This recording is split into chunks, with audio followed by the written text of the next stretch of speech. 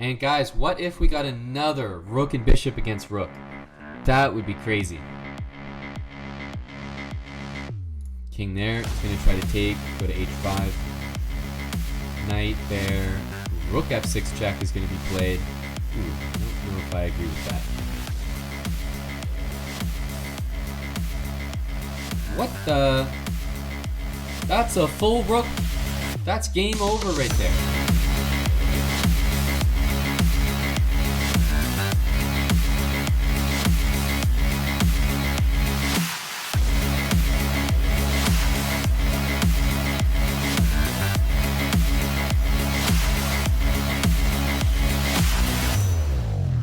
Hey everybody. Hey everybody. Probably didn't expect to see me so early. What's up, guys? Hope everyone is still excited and energized after the speed chess match. What's up? Title Tuesday doesn't start for about 25 minutes, but you know, I had to sneak on. I hacked the mainframe and I snuck on a little bit early. So how's everybody doing?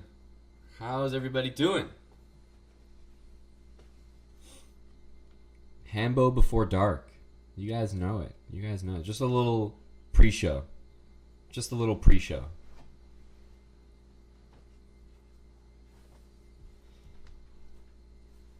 What's up, everyone in chat? I see Distant Fire in here. I see Chess Bay. I see Chess Guy. VSim as well. True Vlad. What's up? Big Shorty. How are you? Johnny DJ.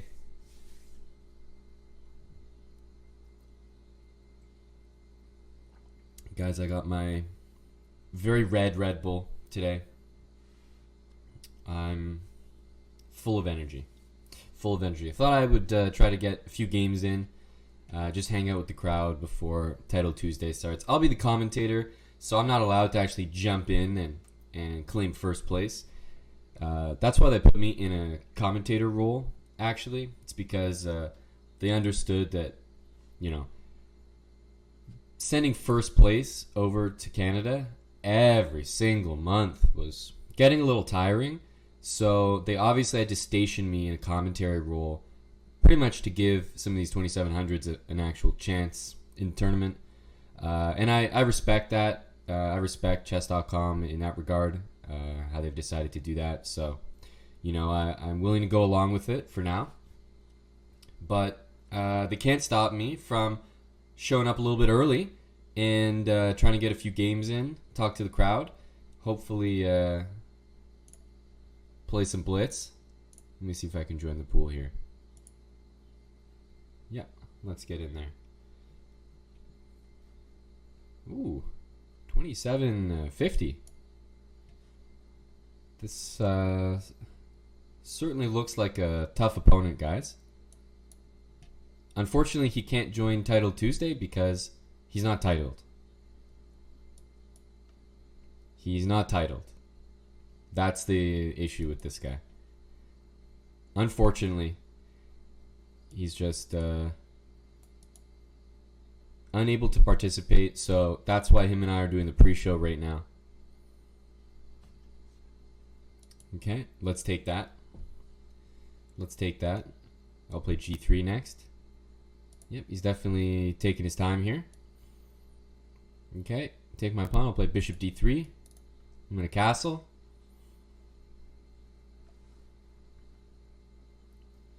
Oh, he's really taking his time. That's fine. I'm a speedy player. You guys know me. I am a speedy player. Always quick with it. Ah, very intriguing move. Let's go c3. Gotta play faster. You guys already know the only way I'm beating this guy is on time.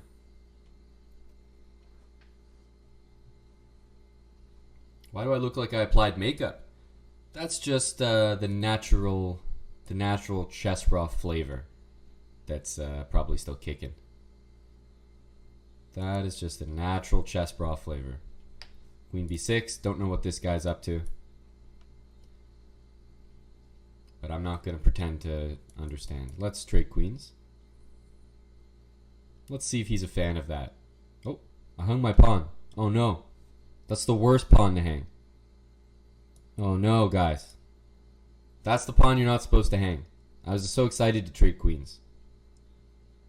Holy smokes. He's hanging his bishop. He's hitting my... Holy. What am I dealing with here? This is a real advanced... Rook here. Queen takes and takes my bishop. Holy.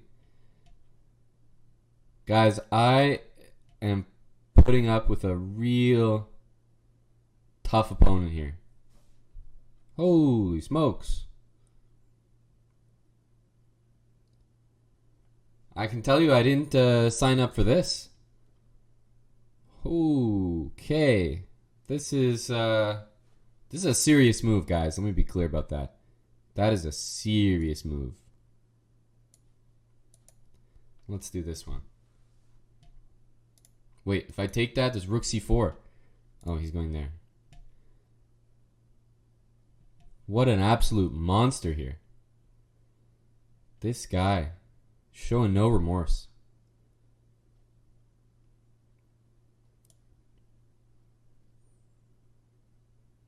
I'm going to give him my pawn. I don't want to open the f-file. My goodness, guys, I don't know what to say. He's absolutely destroying me. Absolutely destroying me. Let's trade the queens. Let's trade the queens. We got to stay in there. We got to stay in there. Yeah, let's take that way. Let's take that way for sure. Now the knight comes to d4. Ooh, that's a good move. I feel like that's a good move. Yeah. That's going to be a tough one to face, guys. That's going to be a tough one to face.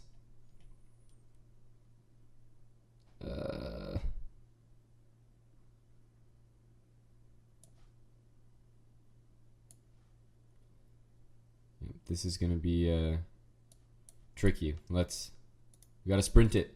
Got to sprint it out.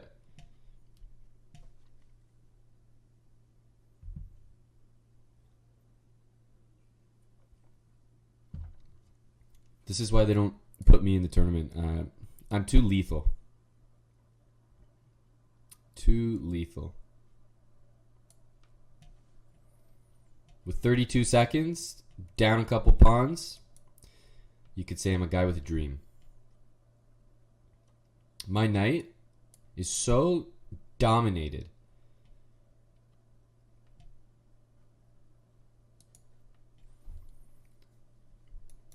I'd like to do that.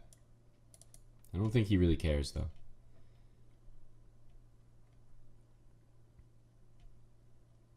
What an absolute unit this guy is. Oh, takes. There's king c5. Yeah. This guy is very, very principled with it. Uh-huh. Yeah. Yeah.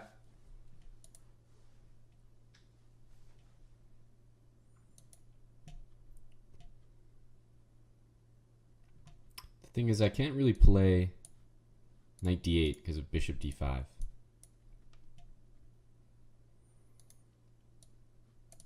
Okay, wait.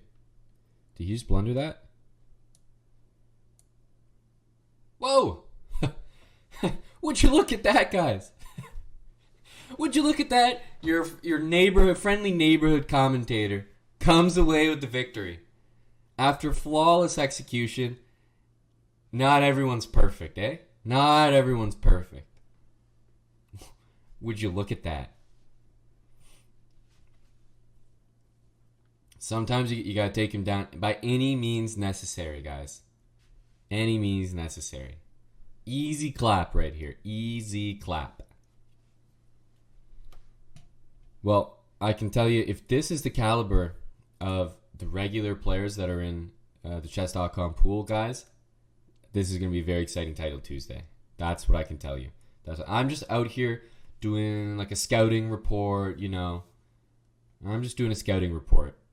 Trying to gauge the field. So we're starting with a win. That's right. My debut starts with a win. There we go. There we go. Will Eric play in the title Tuesday? This I don't know. But our channel is available since I'm right now on the Chess.com Twitch. But it's possible. It's possible. I don't know. I don't know. We'll have to see who ends up registering for the tournament. Eric also qualified for the Streamers Championship tomorrow. The Arena King Streamers Championship. So there's a lot of very exciting. There's lots of speed chess matches on Chess.com. There's a Streamers Championship. There's a lot of action. Title Tuesday today as well. When does this start? This starts in about 15 minutes. Yeah, 15, 16 minutes. Miwando, what's up? What's going on? I can, keep enticing the crowd here. Okay, this guy might be playing in Title Tuesday. Let's give him a good warm-up game. Let's see. Let's test him, guys. Because if you can't beat your friendly neighborhood commentator, then I'm not sure he's going to stand a chance in the tough ranks of Title Tuesday. Let's see if we can warm him up here.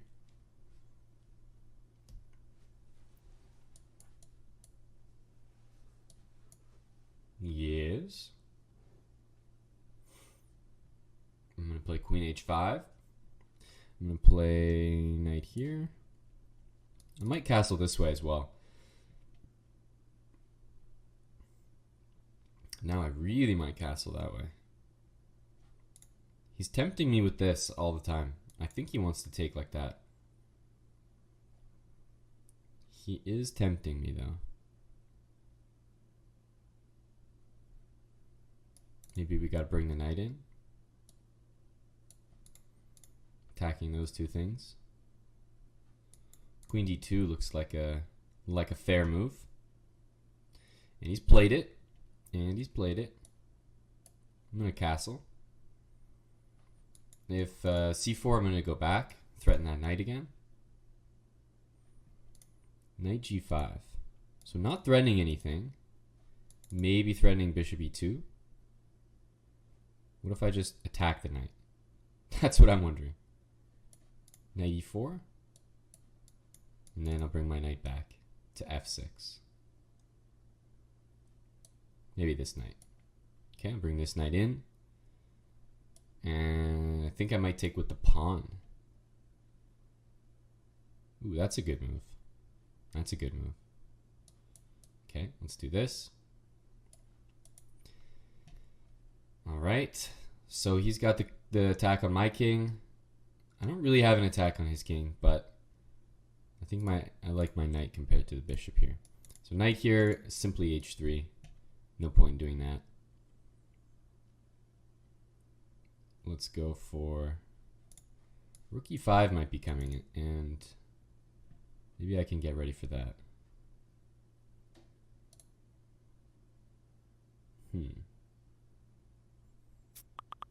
Let's go. What are we gonna go with? Getting low on time here.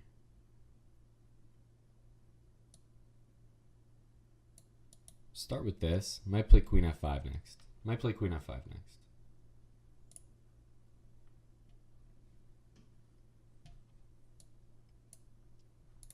I'm gonna stop Queen f3. I'm gonna play Rook d7 next.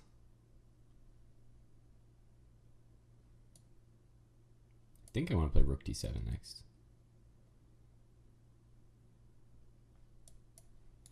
c5 is probably gonna be the move. And then maybe I'll play Knight d5. Desperately trying to go for something. Some form of counterplay.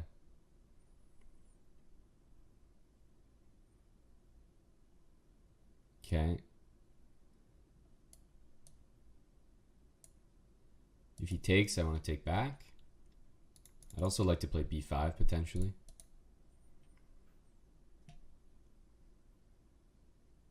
Half his time? Hey, you guys don't have faith? You guys don't have faith? I don't blame you.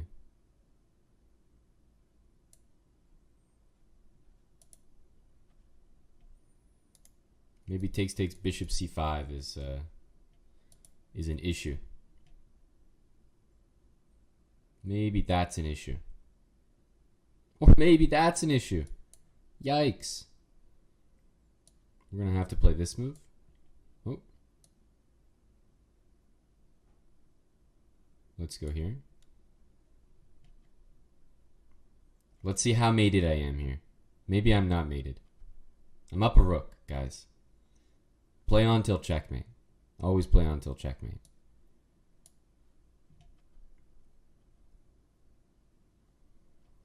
Always play on till checkmate.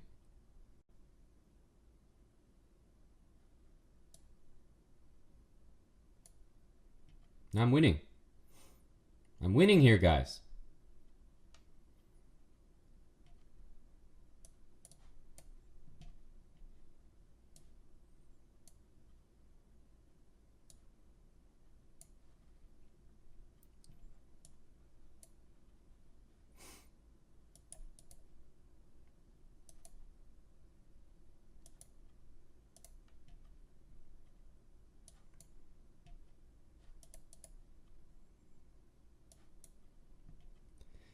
I'm winning. Just time.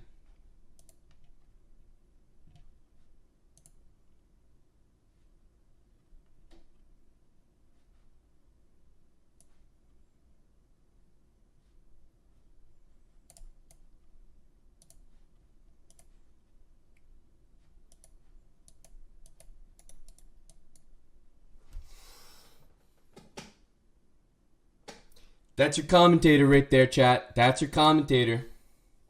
That's why they don't let me in the tournament. No. They don't want any more. They don't want any more of that. No. They gotta get me out of the tournaments. It's too much. Too much. Gonna break the mainframe with games like that, guys. No. They don't let me in. They do not let me in, guys.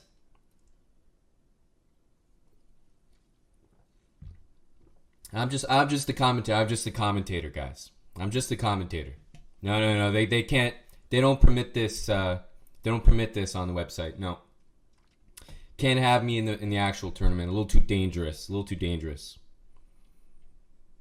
Yeah. Where are all those guys? Yeah. Half his time. Half his time. Yeah. Double his points. Double his points. Let's go.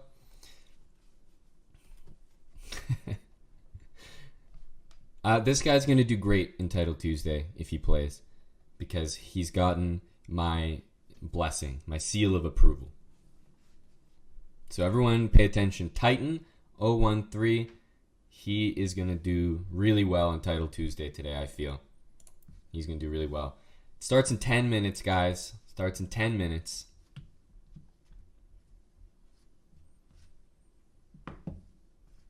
Who do we have here? Let me actually bring up the current list of players. There we go. There we go. So that's, I see Melkumian at number 1. $29.99. I'm sure a lot of the chat can relate to being rated $29.99. Right? Most of you guys can relate to that. Doesn't it suck being 1 point underneath 3,000? You know, it's like, it's a little unfortunate, right, guys? Kind of sucks. It's just like, oh man, 1 point away. So annoying. So annoying. So poor guy's rated $29.99. Then we got Dmitry Andreikin, Zavin Andreasian. A lot of recognizable names. Firouzja is playing in the tournament.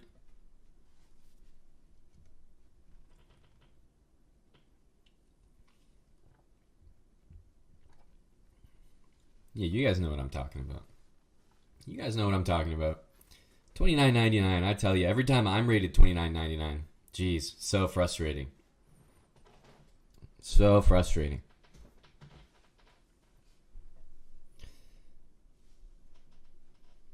Do you think he'll reach 3,000 this tournament? Probably. I'm sure he's hit 3,000 before. But you know what I'm talking about. Everyone has those milestones, and when you're just sitting underneath it, you're so scared to play your next game. You know, worried that you won't be able to hit your goal, or worried that you're going to lose your game and plummet downhill.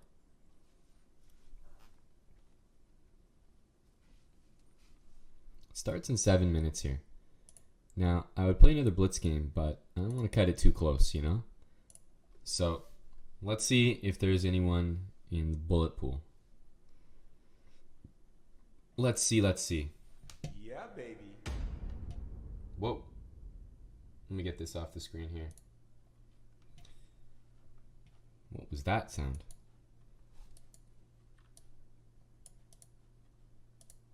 Well, I know what that sound was. Why am I hearing it? Yeah, baby. Okay, let's go like this. Ooh, I could have taken that.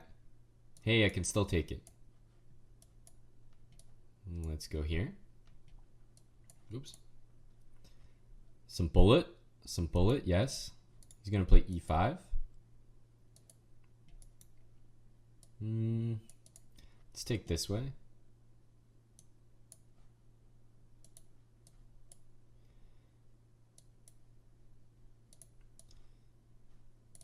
Okay, let's play c4. I do want to play c4.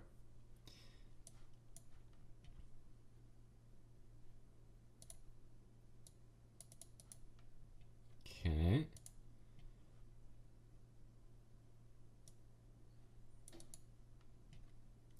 Let's go here. Now I can play king f2 and g4.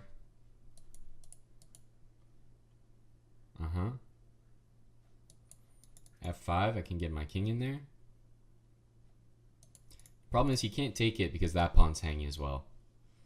And when he does this, I'm going to go f6. He's going to take, and I'm going to get to play h6. And that's a pass pawn. That is a guy to be scared of. Bishop f7, I can play knight takes e4. No, don't want to do that. Let's go here.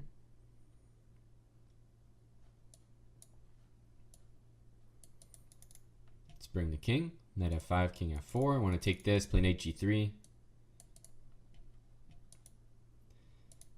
Wait, look at my time. Where did my time go? Hey. How did my time get like that? 6 seconds.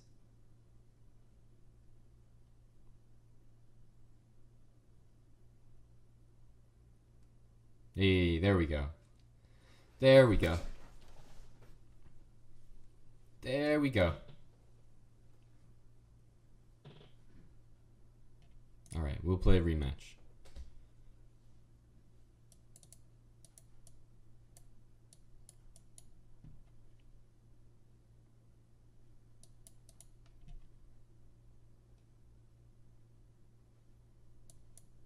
Okay, I'm gonna play knight takes back. Wow, he's trying to keep that pawn. Really? Really?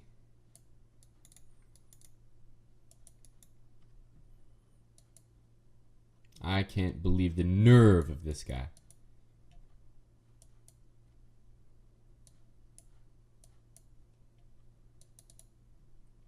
Okay. The thing is, if you don't take my knight, I'm gonna keep it.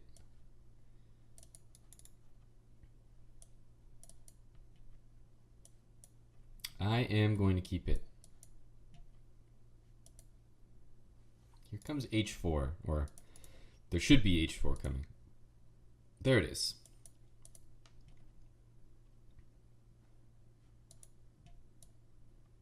Check, we go there. This rook might have to come down there. I gotta reroute this knight.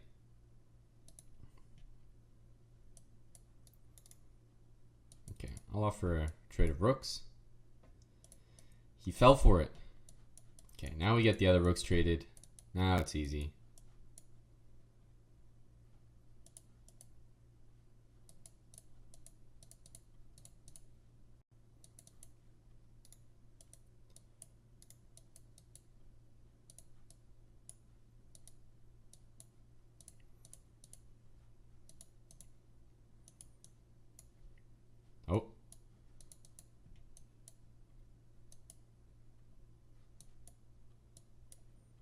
How many different ways can we mate the guy?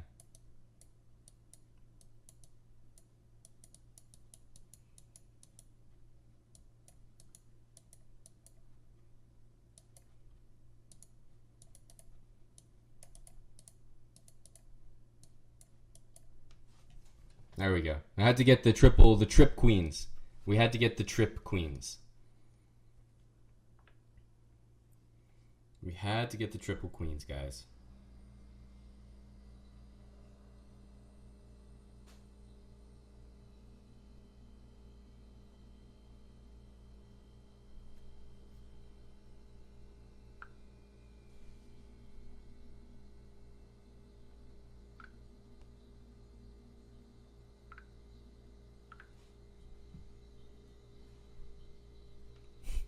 Not even quad queens. Yeah, it feels bad, man. You know why I didn't do it, guys? Because I was scared of queening and stalemating. I was a little scared, I'll be honest. I'll be honest. I was a little scared there. Guys, let's get into the action here because Title Tuesday is starting in less than a minute. In all seriousness, I was just warming you guys up. I hope you're excited for Title Tuesday.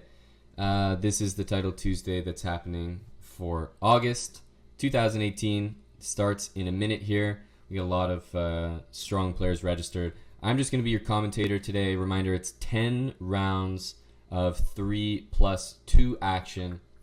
3+2 means that you get 2 seconds every move, which is nice. It means that generally, and believe me, this does happen. People do flag, but generally, this is supposed to prevent the flagging. So I think we're underway here. Let's take a look at the very first game. Let's take a look at the very first game. All right, guys. Welcome to Title Tuesday. Just getting underway. Is Eric Hansen playing? I've been told he is. I've been told he is. So right now, let's even flip the board. Reminder, in these Title Tuesday tournaments, there's also a top women's prize that, quite honestly, Alexandra Kosteniuk is usually a favorite to win. But here we have Vera Nebelcina from Russia. And that just reminded me to mention that there's also a top women's prize in the tournament. So we have, playing black, top seed, 29.99 rated. This is Hrant Melkumyan from Armenia. And what do we have here? Let me just backtrack this opening. Okay. So white's wasted a lot of time with the knight. Couple moves, but gotten a grip on the light squares. For anybody that ever puts their knight out there, you know what I mean? When you put your knight on a beautiful square, one of the things you want to do is play a move like a4. Cements that knight there. The knight is so pretty, but you wouldn't like it if the knight got kicked out. So a4 is a move that just cements that knight. a5, again, if b5 happens, there's going to be en passant here. a6, I think this is the current position here.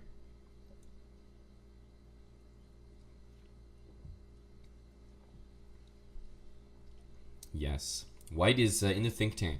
Something I can relate to.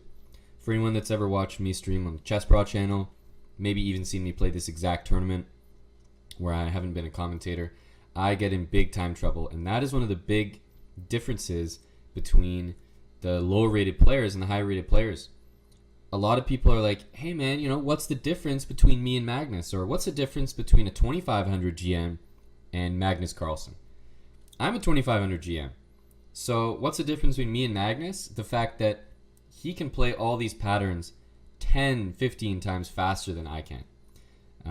So that's, I mean, there are positions where I could calculate as fast as Magnus.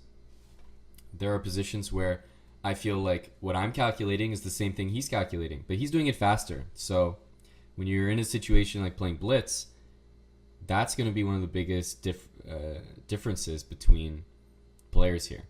Is how quickly you can play. Look at the time, guys. 2 minutes 40 seconds for black and a minute and a half for white here. Minute and a half for white. So this right there, that right there is one of the biggest differences between different rating levels.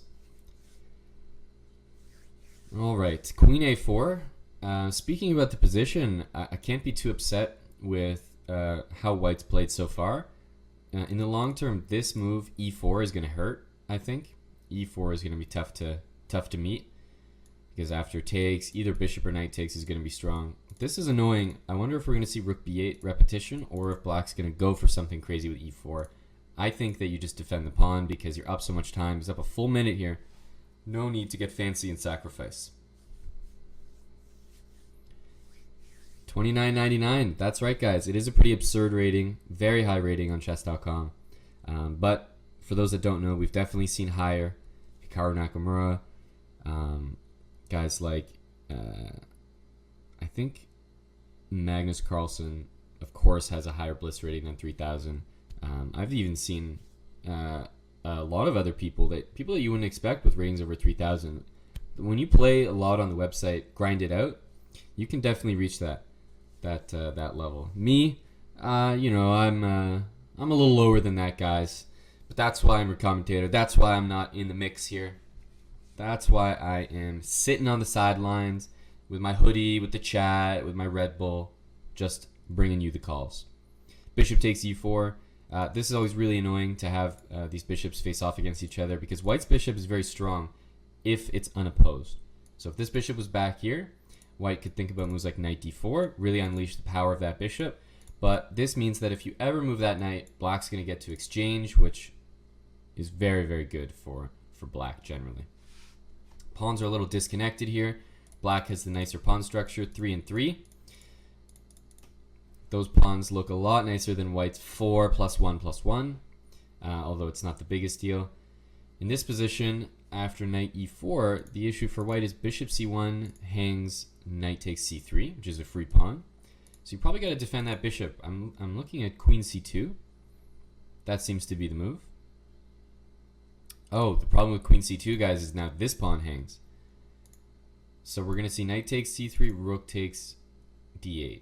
I think that's what we're getting. And then if it takes there, I was thinking White was planning to take with the knight. No, taking with the queen. So giving this pawn, and what's the idea here? That is just a free pawn, I think, guys. Yeah, that is a free pawn. Knight goes back. Now this pawn is hanging here as well. I think the wheels might start to come off here for White. That is a pawn. I would just take that right off the board.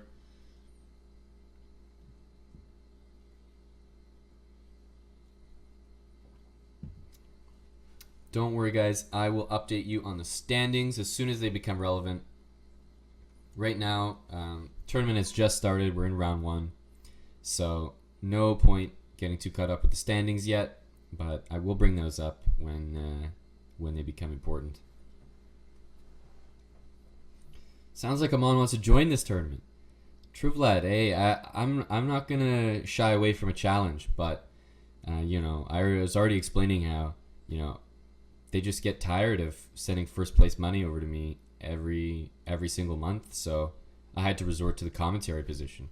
Queen takes e2.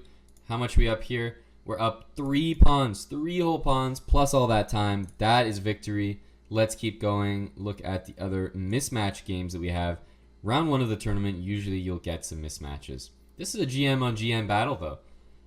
Pretty one-sided. Once again, we see that 3-pawn advantage. 3-pawn advantage. And now it's 3 pawns plus a rook. There we go. That game is over as well. Let's keep looking. Hey, let's take a look at Andrew Tang. Let's take a look at Andrew Tang's checkmate. There you go. He won his game.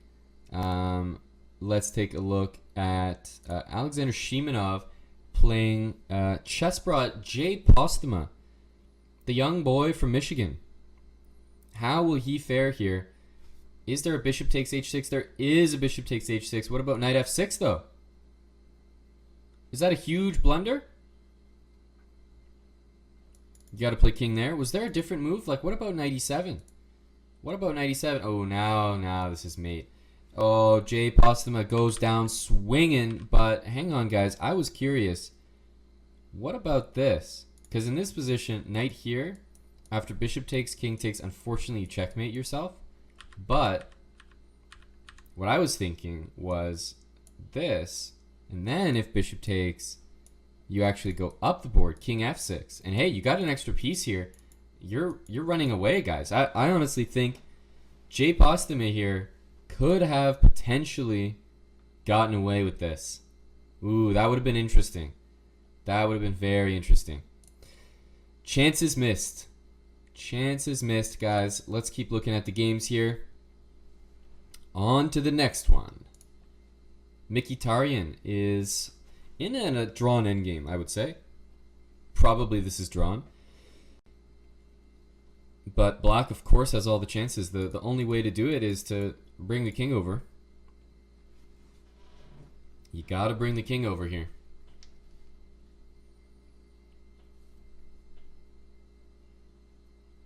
Oh. Sorry, I didn't click on the current position. There we go. Whoa, these guys are moving super fast. I was like, you gotta bring the king over. What's he waiting for? Wow, black just played that so badly. I was wondering why they were just sitting there. Black played this so terribly. All of a sudden, he's like on the potentially losing side of things. He's just going to bring the king over, I think. Try to claim that draw. Are we going to see rook g2? Rook g2? And push? Yeah. You got to at least try here. Yeah, g4. King there loses. King here, g5. Maybe this is winning for white now. Okay, you got to see g5 here. Yep. Yep. The king can't catch the pawn, so it's got to be the rook. And now you can take this pawn. You can take this pawn. g7.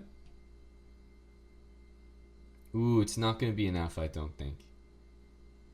The rook goes here, and then the king can come down, and you can take it before this guy meets up with him.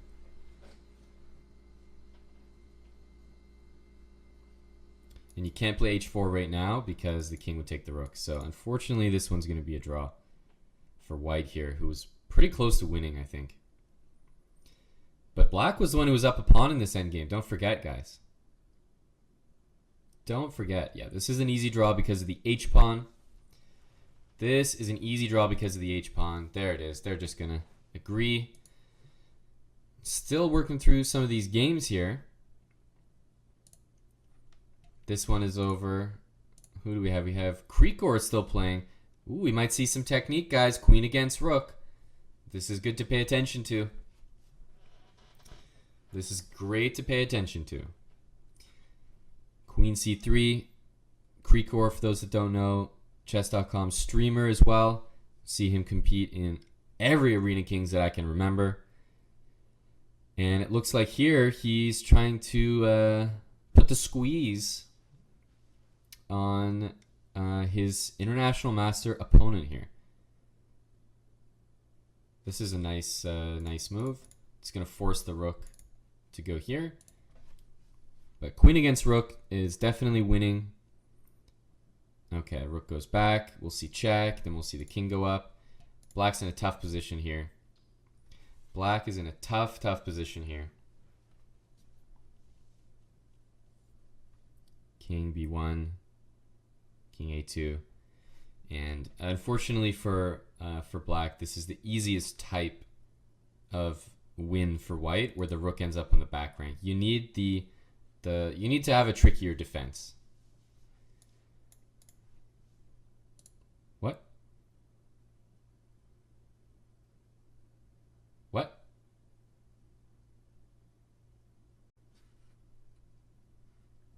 Huh?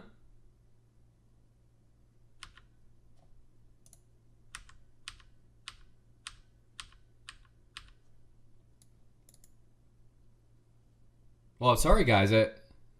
I've just never seen that before. What? Grandmaster, almost 2,800 rated. That is a checkmate in one, by the way, guys. That is a full checkmate in one. Queen to b2 mate. But you know how they say in chess, when you see a good move, look for a better one. When you see checkmate in one, look for checkmate in 4. 1, 2, 3, 4. Beautiful. Beautiful stuff. That one is pure technique, guys. Make sure to pay attention to that. That is queen against rook, done flawlessly. Let's take a look, guys. We're moving into round 2 of the tournament. 230 players in here. Let's keep it going. Let's take a look at... Where am I going to go? I'm going to go check out Firouzja's game. This is the very young, very talented player, grandmaster from Iran. And he's playing Prodigy from Italy. The name just sounds Italian. The name just sounds Italian, doesn't it, guys? Prodigy. So here we are. He's rated 2840 is Firouzja. Both players on 1 out of 1, won their first games.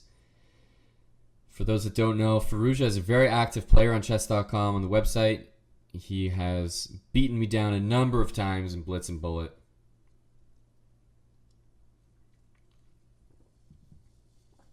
Very, very fast and strong player. What's up, Aquila in the chat? Thank you, thank you. Oh, Aquila, you know I'm very well behaved. I never do that. Only well behaved here. Just your friendly neighborhood commentator.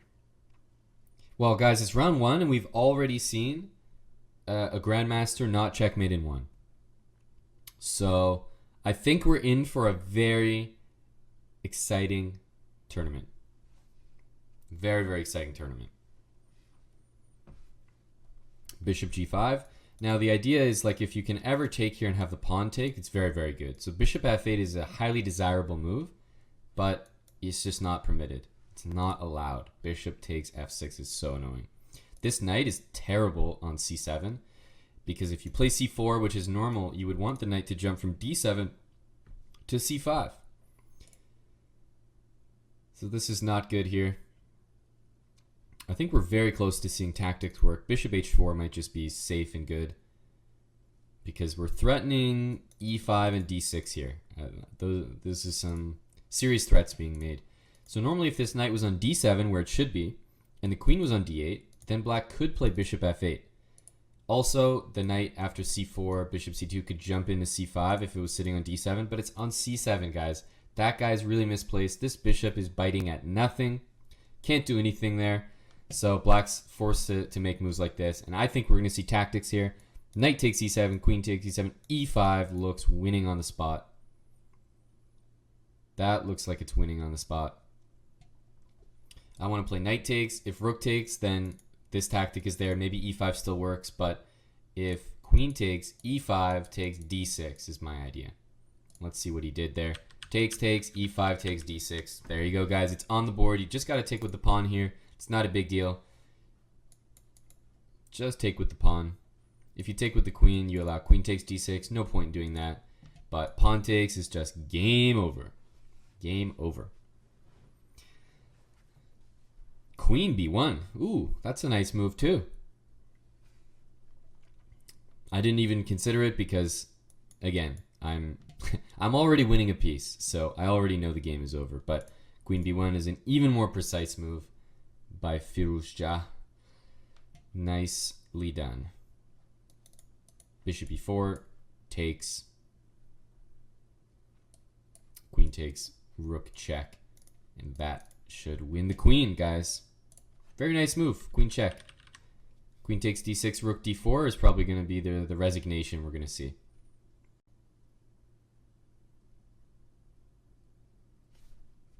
Takes. Takes there. Rook takes e5 check is still in the position.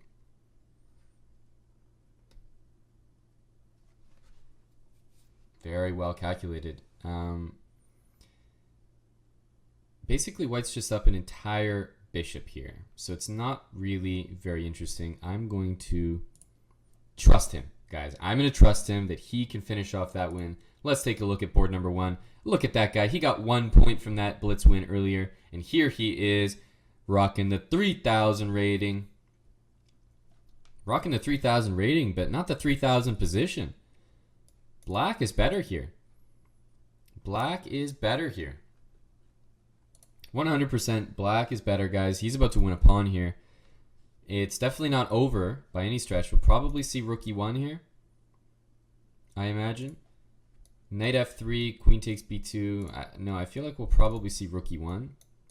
Try to get f4 in, but no, this is black's advantage here. Double attack, very simple. Double attack. But this is the #1 rated player in the tournament, Hrant Melkomian, Grandmaster from Armenia. But he's in a tough position. Yeah, he does play this move, but queen takes b2 now. This a pawn is hanging if black wants to keep pawn grabbing. Every pawn you take increases the advantage, though, in this position. I don't see any dangerous threats by white. Queen d4 is a nice move. Stops f4. If I was white here, after pushing this pawn up the board, I think I want to play king h2 and f4. That's what I want. Okay, so he just goes for it. Now, I dislike this idea because I don't understand why you let the pawn get all the way to a5. Now, here's the thing, guys. White's king is going to go to d4. The rook's going to go to b6. And honestly, if you ask me, white is better. White is better. I prefer playing white. That's the tough thing about this position. Rook b4 or rook b1. There's always rook over to h1, which is super annoying here. Now, rook h1 is going to be game over. Yeah, black is toast here. Black is down a bishop. No, he's not actually. He's got one right here. I know it doesn't look like a very good bishop, but he does have one. I promise you. I promise you. It's there. Just look closer. It's wearing some camouflage. It looks like a very tall pawn, but I promise you it's there. Yeah, but this is very bad. I think black should have handled that a lot differently. Just played bishop d7 a lot earlier. Allowed this rook to come out. Now he's pushing his pawn, but I don't think it's going to be a close race here because white can always corral that guy like that. So we're probably going to see g7. So a3, g7, bishop d7. Got to be bishop there, and then rook h8. Rook h8, rook c8. Interesting. So I think you take that, and then just play bishop here, and then promote, and your rook covers that guy. There you go. He found it. He found it. a2, rook e1. You cover that with the rook. This should be good enough for the victory here, guys. I believe he will resign here once he finishes calculating that.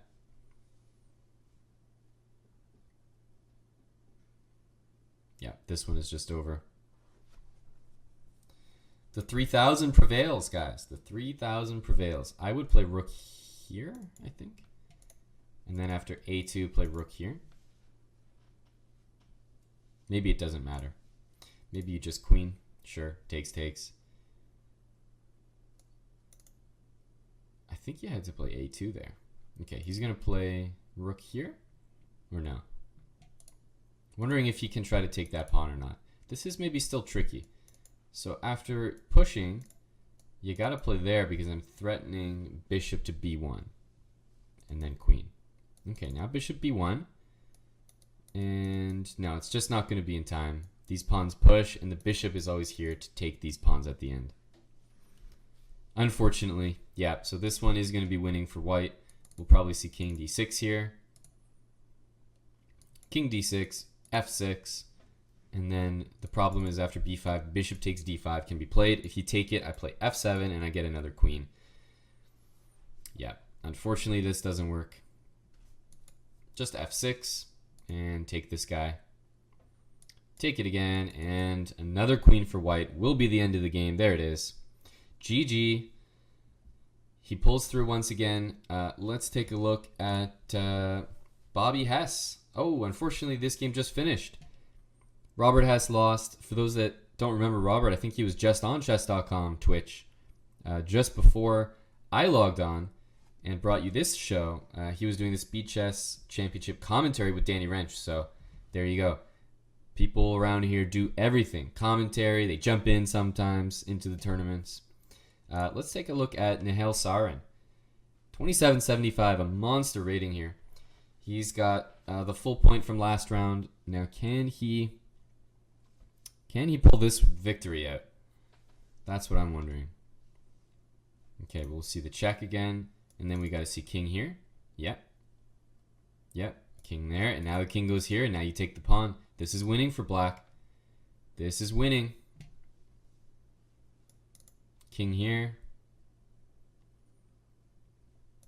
King g3. After rook check, king there. I think the pawns are advanced far enough that this should be winning.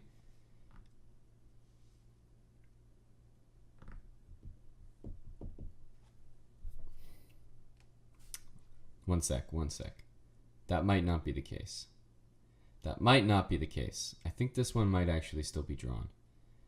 So normally, first of all, if these two pawns and the king were all the way back here, then it would be a draw, technically speaking. But I'm trying to see if this one is winning or not. Normally, if they're advanced this far up, it's winning. And there you go. That's why. Rook g1 check. Nihal Sarin shows me the way. Shows us the way. Learning some endgames here, guys. So the thing about these pawns is if you have these two pawns and they're way back here, with the king in the middle, let's say, and the rooks can be anywhere, technically speaking, it's a draw. It is a draw. But if the pawns advance up the board this far, generally it becomes a win. What white has to do in order to draw is separate the two pawns a long time ago, back here. Put your rook on this file as white and force the black king to pick a side. And then you just isolate one of the other pawns. But the problem is that the pawns got so far up the board here that there's no time to isolate. By the time you get your rook here, black's rook is already here. You can't split the king and pawns anymore. And black's threatening just h2 and rook g1 check. So unfortunately, the pawns just got too far up the board here. This game's already over. There's only 2 games left here. Let's take a look at this one. This looks like it's going to be a win for Alexander Moskalenko here from Russia with another huge rating, 28-34. Rook f1 is not possible to pin the pawn or anything like that. This one is probably about to be over. Just give a check and then take that pawn. That looks like the easiest. Yep. And get a queen. This is the last game of round 2. The last game of round 2, guys. And there we go. Alexander Moskalenko wins. We're moving on to round 3. A lot of people still have 2-2. Once again, I will update you on the standings once they become very relevant. But let's get into the next game. The matchups are going to start getting closer and closer. For example, this is a huge game right here that we're going to jump to. This is Grigory Oparin against Pavel Elyanov from the Ukraine. Almost 2,900 rated is white, and 2,663 is massively underrated for Elyanov, if you ask me. Because Elyanov, for those that don't know, is like a 2,700 classical player. Higher rated than his opponent with white. So it speaks to the fact that he's probably not as good at Blitz. But I still think 2,600 is very, very low rated for him. Because 2,663, guys, that's my rating. That's my rating. And I am nowhere near this guy's rating in classical chess.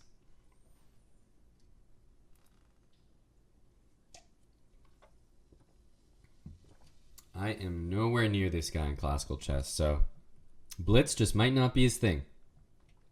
Here we see f4. After takes, we see e5 is the idea. That's going to win a piece, or it seems to look like it. So does the knight go back here, or do we take it? Neither. Neither. If you take here, then this is always an option for white. Get some pressure here, use the open file. That's probably what he's going for. If you don't take it, becomes tough to make a move. Maybe queen e7, h6. Okay, just knight f3 looks good. Knight f3 looks good. This looks good.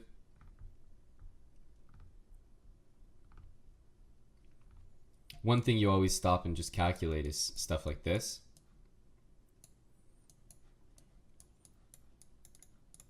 Because it forces black's king to go here, but I don't think this is good enough here. The king's in the middle, but there's no checkmating attack, so I don't think he's going to go for that. Probably he's going to just play knight f3. But I think that he's calculating stuff like this. Like knight takes f7 followed by castle, for example. He could be calculating that. That also looks pretty dangerous. Okay, he's just going to go back. That's what I thought. We'll see knight takes d6 here, followed by bishop f4. I think that that's better than e5. Yeah. Takes, bishop takes f4. Just going to go for castle. Try to put pressure on that pawn. White's a little bit better, but there are opposite bishops. It does favor white while the pieces are still on the board. So white's definitely better here. Ideas like queen to g3, putting pressure on this pawn and this pawn. Bringing the rook to the open f file is going to be massive. But black's not in too much trouble here because the position is pretty level, materials even, and the opposite bishops are on the board. So I think black should be fine. But if I was white, I'd be pretty happy with how the opening went. I think white has a good position. Good opposite bishop position that he can try to push for an advantage. Okay. Let's take a look at another game. Let's take a look at Andrew Tang. How's Andrew doing? How do we get to this position? Andrew coming with the classic Queen's Gambit declined. Going for c4 and the expansion. b3, rook c8. So he's up time here. And he's playing Maciek 92. International master from Poland. What are we going to see? Normally in these types of positions, you have the idea as white to play a4. To undermine these pawns that if black takes, you take this one. And all of a sudden, all these pawns that are left are going to be really weak. So there you see a4. But what I wasn't sure about is, wait a minute, what happens after b4? Because normally, takes, the pawn should be hanging. But he's just defended it with his rook. So allowing like c3, I don't think this is good at all for white. I don't agree with this. Either c3 or takes is going to be a long-term edge for Andrew here. At least that's how it looks.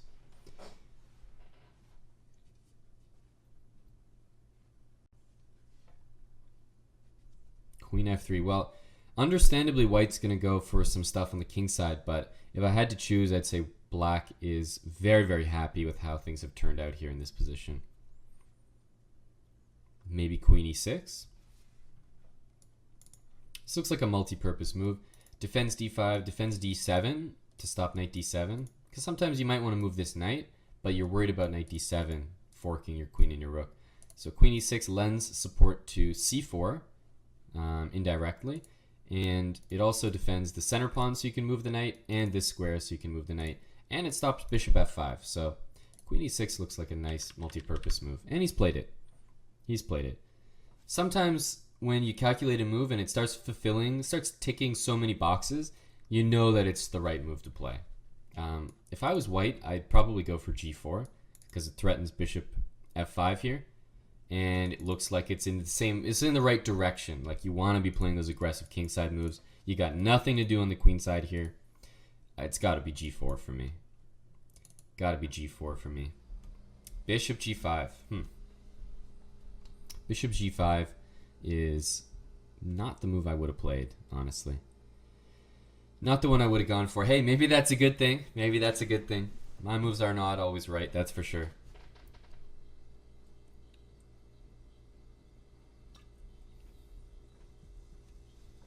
Shimanov and Nizhnik had a one-move draw.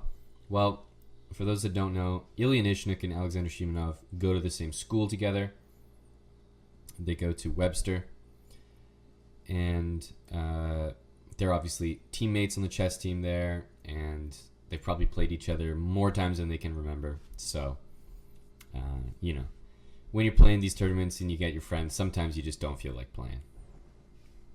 Okay, finally we see g4. I like this move. If I'm white, what I want to do is play king h1, rook g1, and get this bishop f5 move in. I don't even need rook g1 first. I want to play king h1, and then bishop f5 becomes a big threat. In fact, what do you guys think about bishop f5 right now as a threat? It might even work now. Takes, the queen has to move, and then king h1. Or not even king h1, just queen g2. Bishop f5 is a threat right now. Bishop f5 is a threat. Okay, so he took here so that bishop f5, he was just going to sacrifice the rook. I don't agree with this. What is this? Ah, he wants to do this. Okay, it looks a little wrong. Because black still has this dangerous pawn, and I'm not convinced that this bishop is helping. However, white did just win a pawn there. White did just win a pawn there. Knight e5. Well, king f7 is not a great move. Ooh, is he mating himself? Jeez, he's living on the edge here, guys. He's living on the edge. He's going to go back. He wants to win. b3 is a serious move. b3 is a serious move here, guys. Rook c3. Yeah, oh, this bishop's coming back into the fray. Ooh, I don't know if I like that move. Bishop b4. Okay, we're going to see rook there. Oh, this is so tricky. a5, do you just start pushing a pawn? What about rook a8 and just taking it? Tricky stuff. The bishop's going to come back to e3 here. And then we'll probably see rook a8. No, e5. I don't know about e5 because white plays here and then f3. Bishop b6. Do you play... No, d6, there's king e6 here. King e6. No, that's a big mistake. I think. What is this? I don't get it. He wants to get the pawn all the way to a7. Got to play rook d1 here. Yeah. But king c6 is a big move here. I think you just run the king. Okay, so we will see bishop e3, king e2. White is going to collect this pawn, but he's going to have to trade the rooks to do so. And I don't know if this is winning for black. These positions are so tricky. This was a mistake, though. You don't want your bishop here. Oh, this is a huge mistake by white. Huge mistake, I think. Oh, no. Don't play king there. Don't play king there. Yeah, you don't want this as white, though. Now there's an outside pass pawn. This gives black winning chances. You don't want to play this. King d4, though. Oh, man. I have a feeling both sides are not playing this very accurately. But especially white is really playing this wrong, I feel. Do you play king there? King. Oh, the king is coming here, though. King g5, king h6. Yeah, check. Got to go back. Black's going to maybe get to play g5 if he wants to, but he might want to play h5. So what's going to be is maybe king here, h5, bring the king up, try to play h4. This is a good game to watch, guys. We're getting our money's worth here. Okay, so how do you attack this pawn? It's just with king there. Oh, man. You don't want to take this, though. King here, f5, king f3, e6 gets really scary for black. Oh, my goodness. He's going for it here. He's going for some stalemate trick. Okay, bishop c7 for sure is going to be played. Andrew's got to be careful here. Andrew's got to be very careful. Bishop d8 I would play. Okay, bishop here, and all of a sudden, no, this is not right. King up. I think Andrew tried too hard to win here. King here. Play king here. I guess he doesn't like h5. I see what he doesn't like. It's going to be h5, probably. Yeah.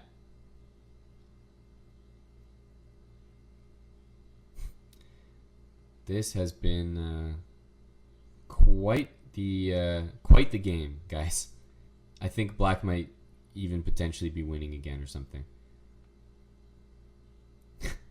What a game. Okay, so finally white is going to collect that pawn, it looks like. Oh, king here. Whoa, should have played king there. Should have played king there.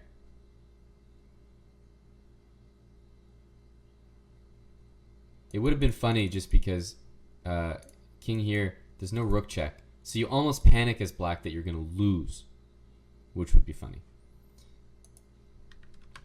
Let's get to the current position. Andrew's going to try to win this.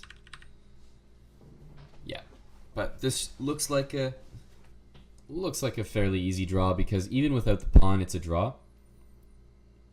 Even without the pawn, it's a draw. So I don't think he's coming close to winning this.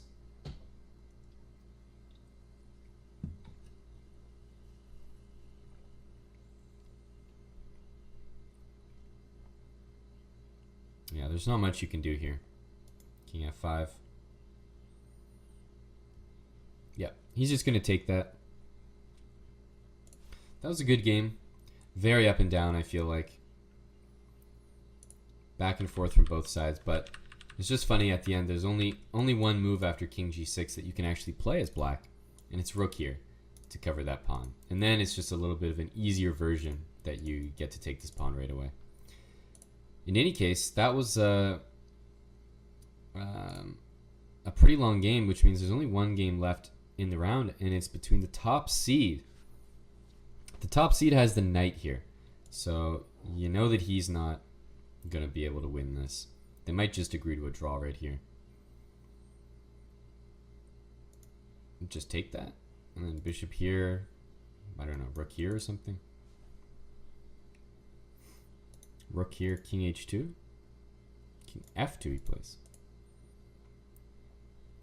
Knight g5, stopping bishop f7, yeah.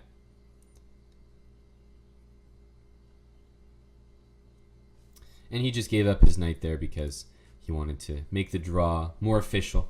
There it is. That's the draw. So Vuk 2000, pretty impressive. Comes away with a draw against the top seed there. Knocks him under 3,000. Feels good. We're getting into round 4 of the Title Tuesday for August here. Let's take a look at some of the matchups. Let's take a look at Grandmaster Anuel from France. I think that is Grandmaster Jules Moussard. And after this round or the next round, I'll bring up the standings to let you guys know how people are doing. But we got a lot of people on perfect scores right now, so nothing too crazy yet. Nobody jumping out to a clear lead. Wu-Tang, what's up? Discovered the channel on the front page. So glad I did. Happy you're here. This is the Chess.com Twitch channel. If you don't know, Chess.com is a chess website where you can play chess. We're watching a live tournament that's happening on the website right now, cash tournament, and it's featuring a lot of the top grandmasters that play on the website, as well as players who are active playing in real life. Tournaments on the professional circuit that are taking time out of their day to play this tournament. So I'm just bringing you the commentary. Right now we're in round 4 of 10 rounds. And this tournament is pretty much the marquee event. Chess.com cash tournament happens once a month on the first Tuesday of every month. So it's a pretty exciting one to either spectate or play if you're a titled player. But right here we see Grandmaster Anuel against another GM from Russia. Very even position here, nearly symmetrical if these trade here. If we see a trade here, probably it's very close to just dead even. I think we're going to see bishop f4. Try to take back with the bishop, but there's not much between these guys here. Knight d7 after that doesn't make a good impression. Yes, he's going to take and maybe play knight e2. We'll see bishop takes, I think. Yeah, knight e2. Yeah, okay. I don't think anyone has any advantage here. Sabayaman 13. This isn't the Chessbrah channel, no. Some of you guys are used to seeing me on the Chessbrah channel. That's where I stream. I'm doing a show for Chess.com right now, which is why I'm on the Chess.com Twitch channel. But twitch.tv/Chessbrah is where you can find myself streaming from time to time. Right now, I think Eric Hansen is streaming on the Chessbrah channel. I think he's streaming his perspective of the tournament, if I'm not mistaken, but I don't know for sure. But yes, that's where you'll find me most of the time. But right now, I'm bringing you the commentary of this live tournament, so that's why I'm here on this channel. Chess community is pretty fun, Wu-Tang. Hope you stick around. Join the community. Welcome, welcome. All right, h3 has been played. Black is maybe getting himself in a little bit of trouble here, I want to say, just because this bishop is running out of squares. You gotta take that, or you gotta go for this. Bishop f5. Are we gonna see takes? Knight e6. There's hard to find any advantage here for anyone. I'm trying to find the advantage, guys, but no, this just looks dead even. Dead even. For example, bishop d2 is like the only type of like blunder you could make that you actually lose something. But other than that, I don't think there are many tactics in this position. I'm going to jump to a game that's hopefully more interesting than this. Let's take a look at board 1. Sergei Zhigalko, 2867 rated. Perfect 3 out of 3. He's playing a very imbalanced position here. He's got the 2 bishops. White's got the open line to the king. How did we even get here? Okay, yes, this opening. Always get some imbalance struggles from this. f5, and it looks like black is doing well here just because the position is starting to open up, it looks like. But for white, you know, FIDE Master from England, you're holding your own here, absolutely. This bishop might come back here. White would love to get the knight into d5, swing the rook over to e1, but that's a lot to ask. Bishops are becoming dominant here in the open position. Bishops are becoming dominant. That's something to be very, very scared of.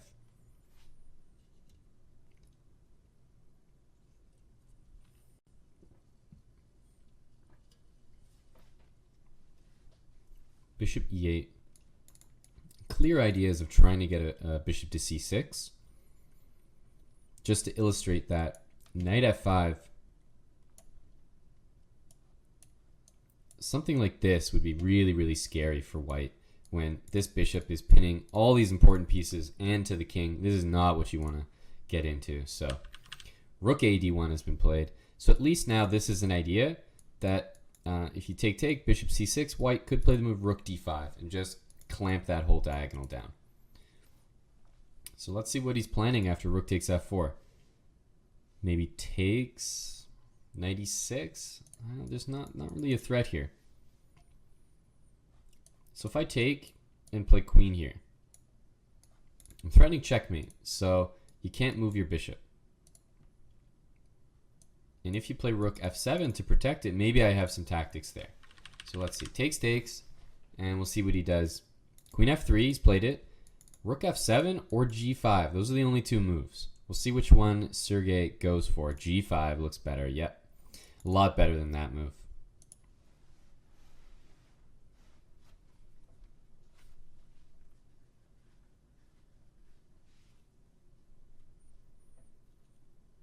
Bishop g2. This move is probably not going to happen, but black just won a pawn. Don't forget that. That means if we ever trade down, go into any endgames here, black is going to have that extra pawn, which is very valuable. 2 bishops as well. So I think any type of endgame here is just splat. Over. Black wins any endgame. So white has got to keep the pieces on the board, but Sergei Zhigalko is playing some very restricting chess right now.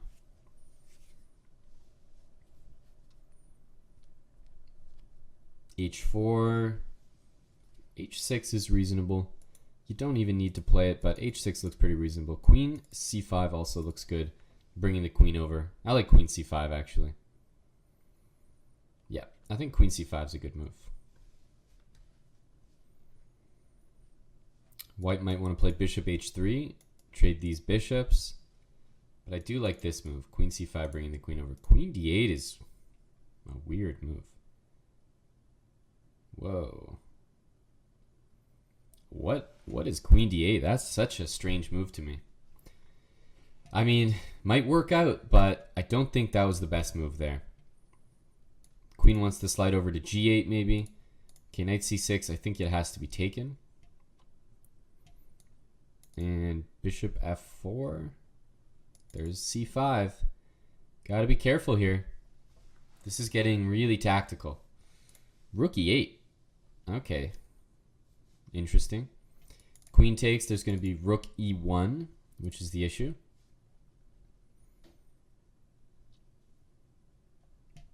Bishop covers. Now the bishop's going to go to e5, queen to h4. this starts to flip, starts to look good. Ooh, was queen h4 just winning there? Not quite. Very close. Very close. I was thinking queen h4 with rook e1 check, but I don't think it was actually winning. Now we'll see the queen move. Probably queen g5. There it is. c5 was a threat with the queen sitting on d8. Now it's not. This bishop can still go to d5 though, and with opposite bishops there are very, very real chances to draw. Bishop e4. Bishop d5 he goes for, yet hitting the rook. You can't go up because of rook f8. So this is actually an issue here. This rook has to go somewhere over here. It doesn't want to go there. Queen g3. Okay, we're getting closer and closer though. Yes, there. Take that. Okay, is this a draw? This is close because... no, the bishop can sit on a4. That's important. King just hangs out on h1. I don't even think you should play there yet. Put that bishop on a4. There you go. Good job. White found the draw here and sit that king on h1, and that's all you need to do. Sit that king right there. I don't like that he's even moving around. Just put the king over here. Let black take that pawn. Put your bishop there. And that should be an easy, easy draw.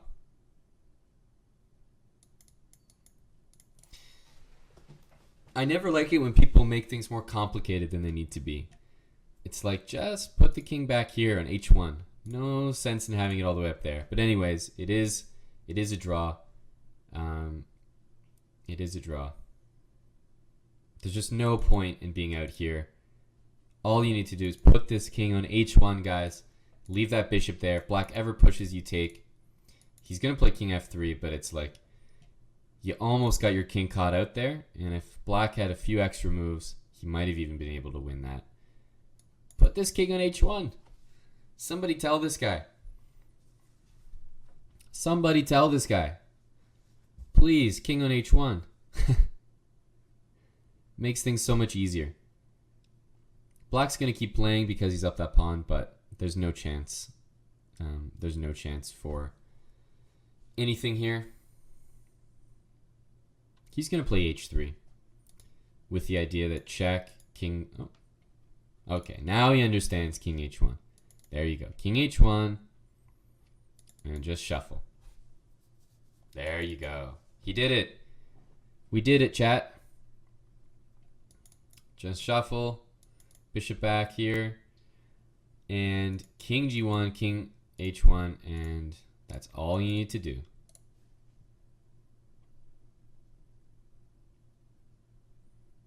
Very easy.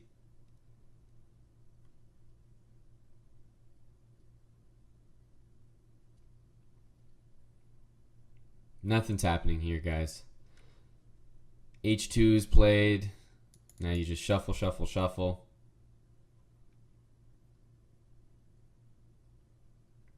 Now you pre-move.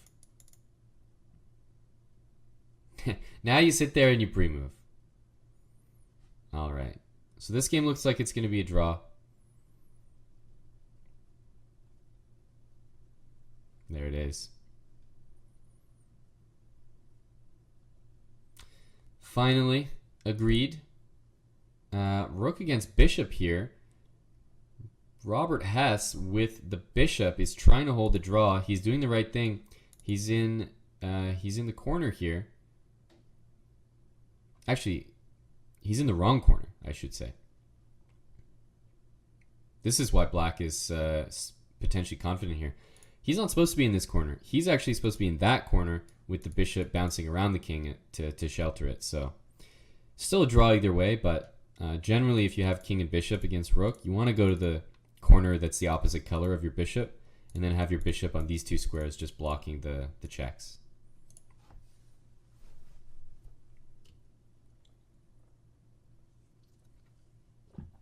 Well, blundering your rook will certainly make it a draw. Blundering your rook will certainly make it a draw. There we go. I think there's one more game left, and it's rook and knight against rook. Also a draw, but again, this tournament, you'll have people playing on things that are technically draws because there's time, there's money on the line. There's a lot of factors here. So we'll see check. Oh, Wow, I don't know why you did that. So usually you want to put your rook here to defend the knight. Let's play rook here, yeah. Maybe king here.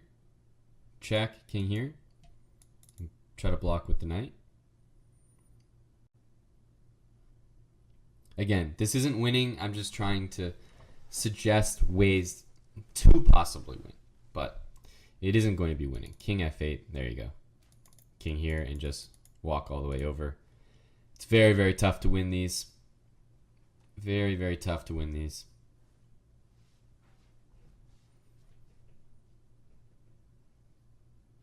Okay, so I would go check, king there, and rook there. That's what I would do. Rook there. I like the idea of protecting the knight. It means the king is free. It means the king is free. Okay, he's got to go here. This is something. We want to go here. Ooh, this could get dangerous now. King there. King there. Oh, guys, he almost messed this up. Knight there, rook check. Almost messed this up. Almost messed this up.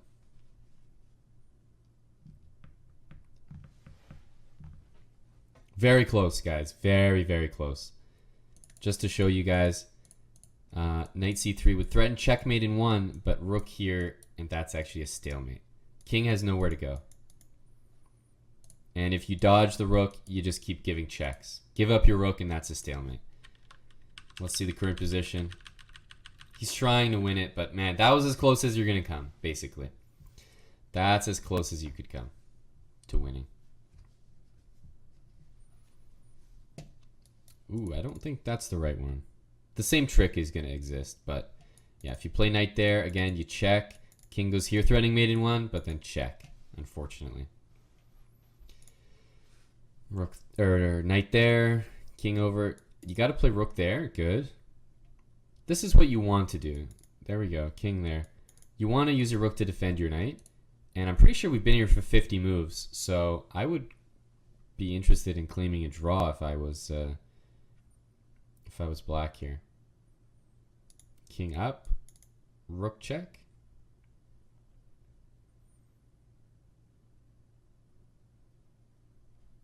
Is he going to give that? Okay, 50 moves. By the way, white came very, very close in this game to winning. Very, very close, I have to say. So even though that is a technical draw, you still need the execution. And we're dealing with human beings here. People make mistakes. The times were getting very, very low. Anybody could have made a mistake there. But pretty good defense by black, we have to admit. That was very nice. Guys, I just want to bring up the standings right now. As you can see, we have 4 out of 4 for Elyanov, for International Master Basil Smash, Margency, Krisian 94. That is definitely mispronounced. Anavel, Wonderful Time, and Alexander Savanovic. I think that the top game at the moment is going to be with Wonderful Time. Let's take a look at it. He's playing Elyanov. Wonderful Time is International Master from Vietnam. Very, very strong blitz and bullet player, especially. He's very active on the website.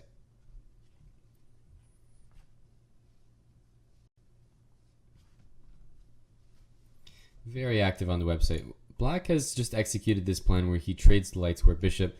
That's white's best bishop. Whenever you have the pawns all lined up on dark squares, that light square bishop that sits on that square right there is an absolute monster. So black has taken it upon himself to go and trade it off. We'll see probably queen c8, queen there, or queen d7. It depends. Okay, white's going for c4. The rooks are going to come here.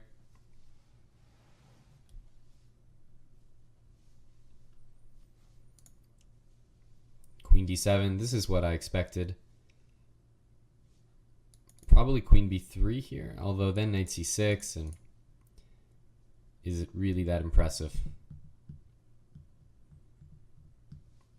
Not so sure if white has much of an advantage here. I think black's done a pretty good job so far. He might just take it and bring the rooks, and it'll be very, very close to equal.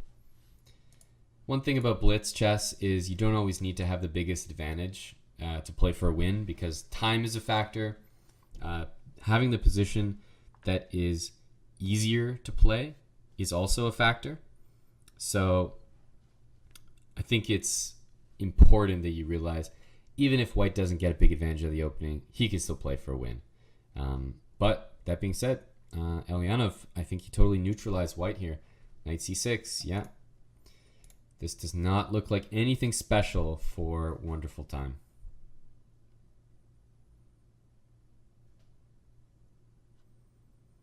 Let's see. Bishop takes, rook d1, rook c1. Sure, the rooks need to be on the open files. This is a clear open file lined up against the black queen.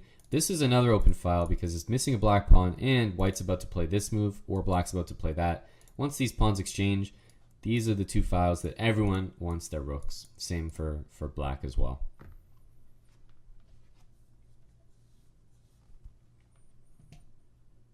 All right, let's see if there's another game. This one doesn't look that interesting, so I'm going to jump to another one. What's going on in this game?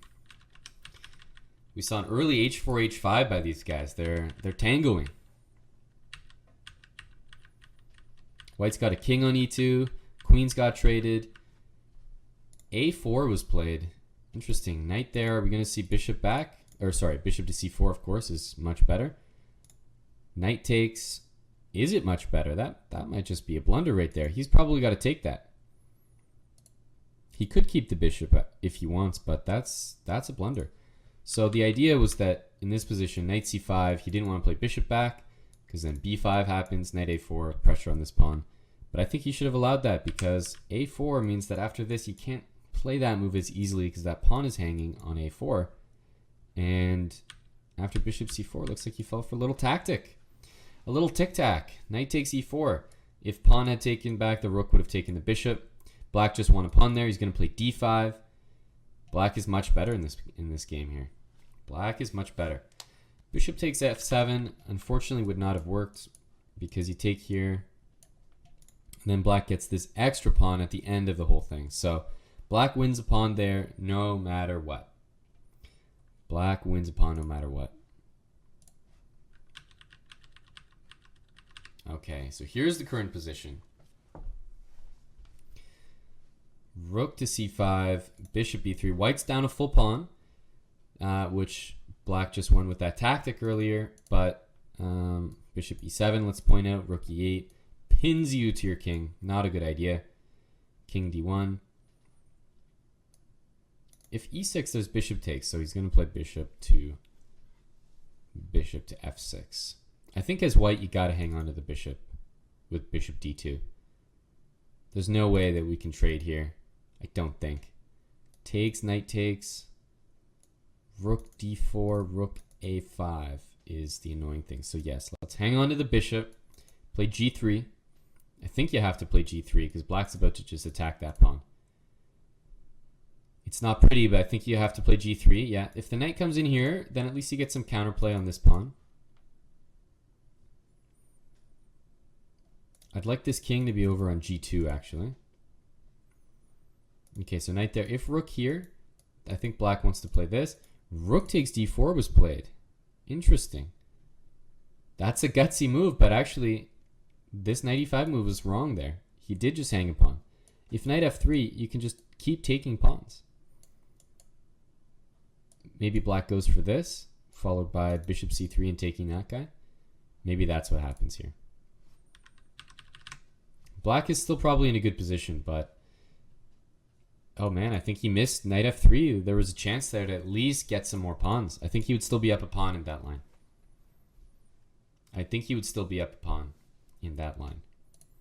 Knight takes d3 is the exact same trick that he already fell for, where you can't take the knight because your bishop hangs. So let's see if he falls for it again.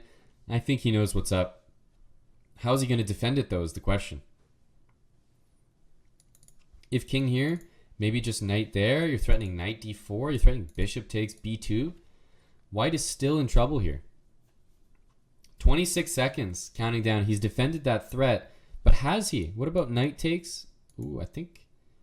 Was there knight takes there, guys? Knight takes, pawn takes, bishop takes b2. Hitting the rook. If the rook moves, you take that bishop once again. I think it worked. I think it worked. That tactic's still in the position. That knight's going to c4. This is a tough position for white, but he is scrambling. Pretty impressive. Jules is a very good speed chess player, so he's not uncomfortable in this position. If you play knight there, it's going to be taken, and all of a sudden, white's position could be fine. Yeah, I think you take that. You can't let that knight sit there. You grab this rook here. Yeah, take the rook. And after bishop e3 or a6, I think, wait, yeah, a6 takes. White's position is fine here. Everything can be defended, and black has to be careful about these two pawns. Bishop e3, rook b6. I think white is the only one who can win here. Black's going to try to play rook d5, king up, but it's white who's playing for the win now. Flipped all of a sudden. Flipped all of a sudden. Black offered a draw, but I don't think white is going to accept. No, no, no. Definitely not. Maybe bishop e3. Oh, he agreed to a draw. I wouldn't have taken that draw. You got to play on a little bit as white, I feel, in this position. Anyways, they agreed to a draw. That's their choice. They both leading the tournament, so agreeing to a draw, they still stay near the top, although a few people will pass them. Let's take a look at some other games. Firouzja is playing, and it looks like he is dead lost against Raja 3401 from India. International master. Someone that I know quite well. I've played a few tournaments with Raja. We're going to see the rook's double. Oh, he might be messing this one up. Let's see. Knight b6. Bishop d5 here. I like bishop d5. Okay, so knight there. What was he planning? It's got to be rook d5. Yes, take that pawn. This guy is protected by the knight. Black is totally winning here. 1 second counting down for Firouzja. He makes a move with 0.2 seconds on the clock. Crazy. Are we going to see rook there? Oh no, this knight d6 is hanging. Oh my goodness. Knight d6 though. Should have gone down there, I think. Oh man, he's really messing this up. What on earth? What am I looking at? Oh my goodness. Do you take here? Holy smokes. Rook d2. Oh, there's rook takes f6 as well, guys. Oh, this is a disaster. This is an absolute disaster.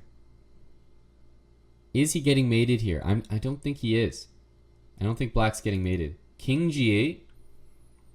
You gotta get, yeah, you gotta play this. Oh no, oh no, it doesn't work. Knight there, king there, there's no bishop e5, so he's playing this for knight d6. He wants knight d6, yes. But I don't think there's a mate here. The king starts running away. King d7. No, don't go back. Go king d7. I think you go king d7. Here, knight g3. What a game. What a huge blunder by black.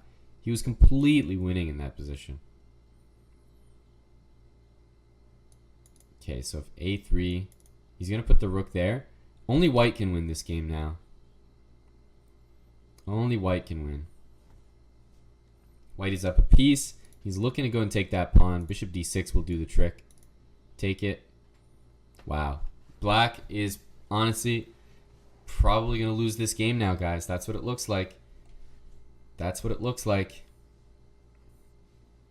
Maybe he's trying to attack the rook. That's his last chance. Rook c3. He got out of it. He got out of it. Pretty impressive. Or did he? Rook b3. He's got 2 seconds. Rook e3.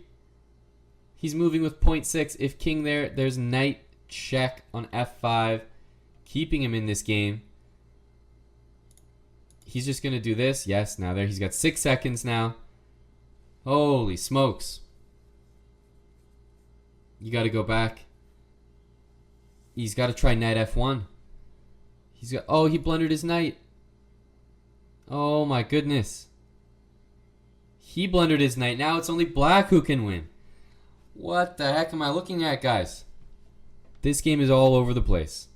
The bishop is covering the pawn, so you have to think that he's okay here. But, oh man. King up? No. Are we going to see bishop d3? This is a real chance for black. I think bishop d3. Ooh, you got to go bishop d3. Try to get the king to f3. You got to do that. Bishop g3. Guys, this game is like a literal seesaw. Please check with the bishop. I need to see this check. Now, don't go for a draw. How can you draw this? You're up a pawn. What am I looking at? Guys, you're up a pawn. You gotta play. You gotta play. You can't be agreeing to draws like this. Here's what I would do. At least try it. Back here. At least try bishop to d3. You gotta at least try it. So, I want to play bishop d3. And if you give me a check, I want to block with my bishop. I want to bring my king up. If you don't check me, just to show what I'm even trying to do, let's say you keep shuffling. I want to defend my bishop with my rook. And the reason I'm suggesting this is because white was shuffling the bishop back and forth. So it seemed as though whatever black would do, white would just keep shuffling, right? So let's say he keeps going. Now I play king here. I'm threatening some checks. I'm threatening some checks. I'm threatening g3 most of all. And this type of position already looks pretty dangerous for white. So if you end up sacrificing the bishop for the pawn, then you have rook and bishop against rook. You can try to win that. Unfortunate, guys. Unfortunate. That was the last game of the round. We're in round 6. We're in round 6. This game's just underway here. I still can't believe you don't play that one on. You gotta play it. You gotta play it. You're up a pawn. It's like, you know you can't lose, so you may as well play, see if your opponent makes a blunder in time pressure, whatever. But anyways, on to the next round. This is Andrew Tang. He's got 4.5 points here out of 5. He's sitting very pretty near the top of the tournament. There's only 3 players who have a perfect score, 5 out of 5. Ilya Nizhnik is also near the top of the table. He has... How many points does Ilya have? 4.5. He just had that one very quick draw against maybe his roommate, at the very least, his classmate and colleague at Webster University. This position looks very sketchy, though. This looks like a French gone wrong in the hood. A6 takes. Knight takes e6. Ooh. I think, from what I remember, you need to play bishop here, but he just goes for this. Interesting. I wonder what the diagnosis of this position is. I don't actually know. Queen e5 might be a move. Here's queen e5. There might be bishop f2. If I take, there's knight g4. If king here, maybe there's like bishop takes. And then queen here. Guys, I don't even know. It takes, there's knight there. I don't even know what I'm commentating on anymore. This could get wild. No, it doesn't get wild. He just takes, plays bishop e6. Didn't get that wild. King d7. So what's the material? White has 2 pawns plus the rook for the 2 pieces. Generally, I'd say it's pretty balanced. Probably this slightly favors white, though. White should be better here.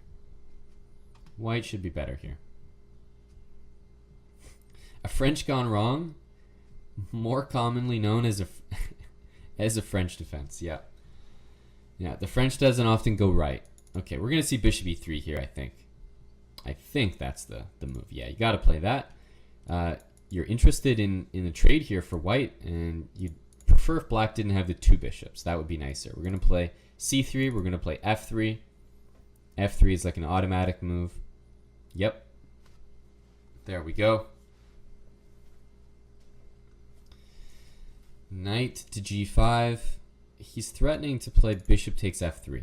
And if pawn takes, knight takes. Bobby Fischer, you gonna take that pawn? It's funny because he almost can. He really almost can, guys. In fact, he might be able to. Does he dare? Does he dare take that pawn? This is a funny moment because I think that he probably can. Bishop takes pawn, g3, and then there's knight takes f3, and all of a sudden you're winning so many pawns here. This bishop is not getting taken with these squares covered. He's thinking about it. I think he can take it. This one is the other thing to consider. Bishop there. Because if you move the knight, then maybe you trap the bishop. And if you go here, there's rook down to e7. Nevertheless, definitely a calculation. He's taking it. He's taking it. Nice. I think bishop f6 is the move. I like this, though. Bishop h2, call him out on his bluff. Take it, baby. Bishop f6, yes. As someone in the chat pointed out, even nicer after this is bishop g1. And then... Ooh, actually, no, this is not nicer. Oh, you actually lose by doing that, buddy. Sorry about that. Bishop g1 looked pretty, so I'll give you part marks. But actually, bishop g1 loses. That's unfortunate. But he played bishop f6, bishop f4, rook e7, and king c6. No, king c8. Ilya Fischer, yes. Ilya Fischer, exactly. The gusto, taking that pawn on h2. He was confident. So here you go bishop c1, yeah.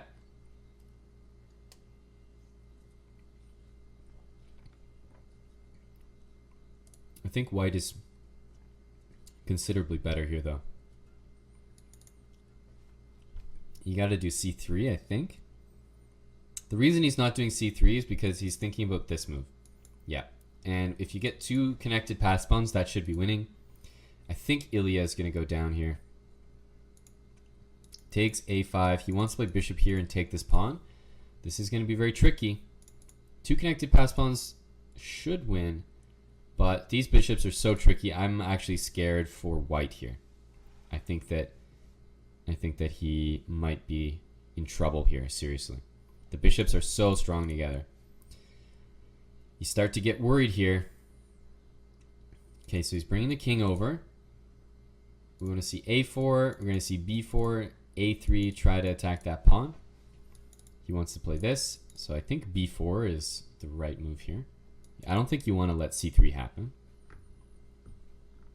Ooh, okay, c3. No, he just goes there. King d6. He wants bishop d5. That's clear. Maybe c4 here? Ooh, that's a risky move. I don't know if that's right. Okay, he's done it. I think b4 is the move that you go for. It's got to be b4. Wow, he takes. I don't like this move as much because I feel like if you just sack the... No, maybe you don't sack the rook for the bishop. You go here and you sack the rook for the pawn. That's the way you do it. Yeah, bishop there. So if rook a5, bishop d2 check, guys. Sneaky, sneaky bishops. And he's threatening bishop here. Takes that pawn. I think you play rook f5 here. Or rook there. Okay. Where does he go now? Bishop c6. The thing is, it's just a draw if the rook and bishop trade for each other. So rook g6 takes here is going to be a draw, I think. Don't know if he wants that draw, by the way. But if he does want that draw, I think it's right here. King c7. King d5. I think you can just take that. Okay, he wants to win. He wants to win, guys. White has a nice position here. He's pushing, and there's no way to actually take this pawn, so he's playing for it. Bishop d7. What do you do now? Rook d8 or rook f8? Rook d8, king c6. Or sorry, king d6. King d6. Maybe king c6 so you're not in a pin. That might be important. f6, and where's the trick? f7. Yes, f7 takes, rook c8 check, takes here. Ooh, that's winning. That's winning. You got to take this pawn, and then you put this rook here. So g5, and you put the rook on f1. That should be winning, guys. Why is it winning? Because the king can never cross without g6 happening. So rook f1. He's going to play bishop here. And then I would go rook e1 check here, but bringing the king also works. Bringing the king also works. King c5. Again, there's no way to get that king there because your bishop always hangs. And once you move the bishop out of the way, then the rook just cuts everybody off. So rook f2 or rook f6, both good. So honestly, the easiest plan is rook f4, king here. Yeah, just get your king around this side of the pawn. He's done it even more efficiently. Nicely done. Just g7, and you're threatening rook f8. That is it. Easy. He makes it look easy. Very well played by white here. The rook and two pawns definitely outclassed the bishop pair there, although I wasn't sure that it would. That was a pretty tricky game. I think on that c4 move, black should have really considered the move b4. I feel like that was an important move to consider, but maybe there was just no way to get that to work. Because also very committal by black. In any case, Ilya Nizhnik goes down here. Ilya Nizhnik goes down. Let's take a look at Elyanov here. 4.5 points. That game was agreed to a draw. Let's keep going. And Eric, it looks like Eric has this game under control here. He has 3.5 points. I think he lost early on in the tournament, maybe even in the first round. Yes, and nicely done. 2 connected pass pawns. These guys are going to motor up the board. Rook d4, rook b4, king up. 2 pawns, always wins. 2 connected pass pawns. We're going to play f5. We're going to play e4. Yep, e4 now. When you get checked, you go back here.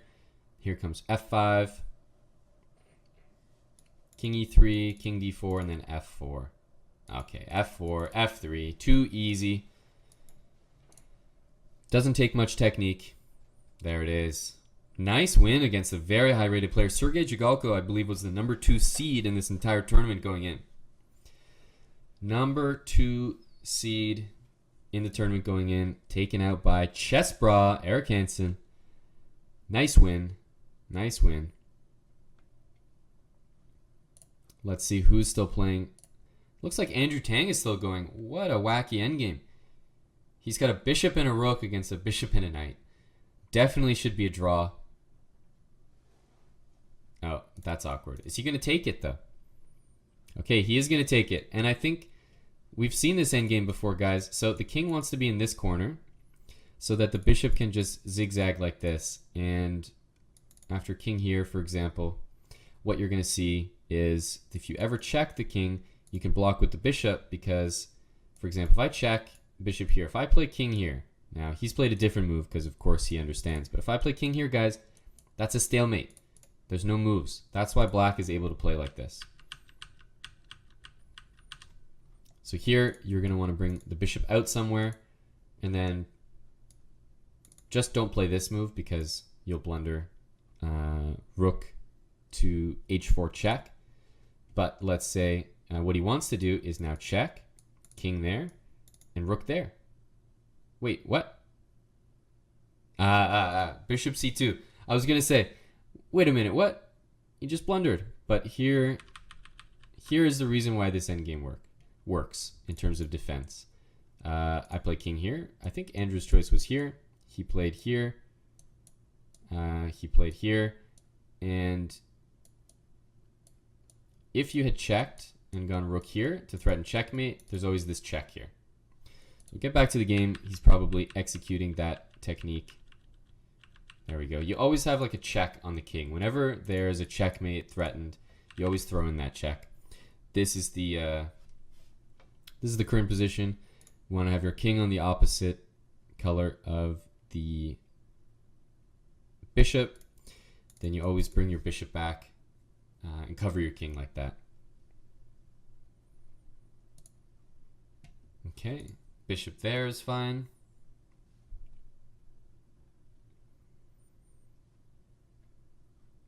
And no matter where the rook moves, king's going to go back here. Once again, you check, I go here with the bishop. Always works out. Bishop there is fine. Bishop out here should also work. Okay, bishop check is fine. Bishop back. All good. Bishop here or bishop here.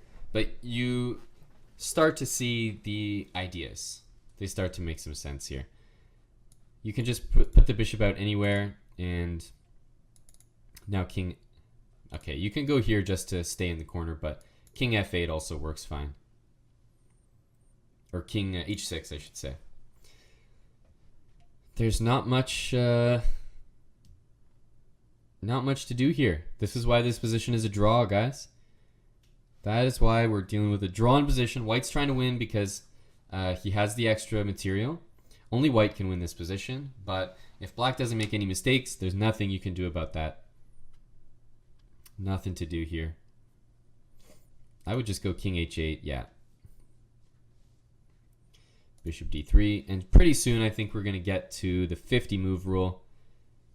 Andrew Tang trying to win, but his opponent's showing good defense here.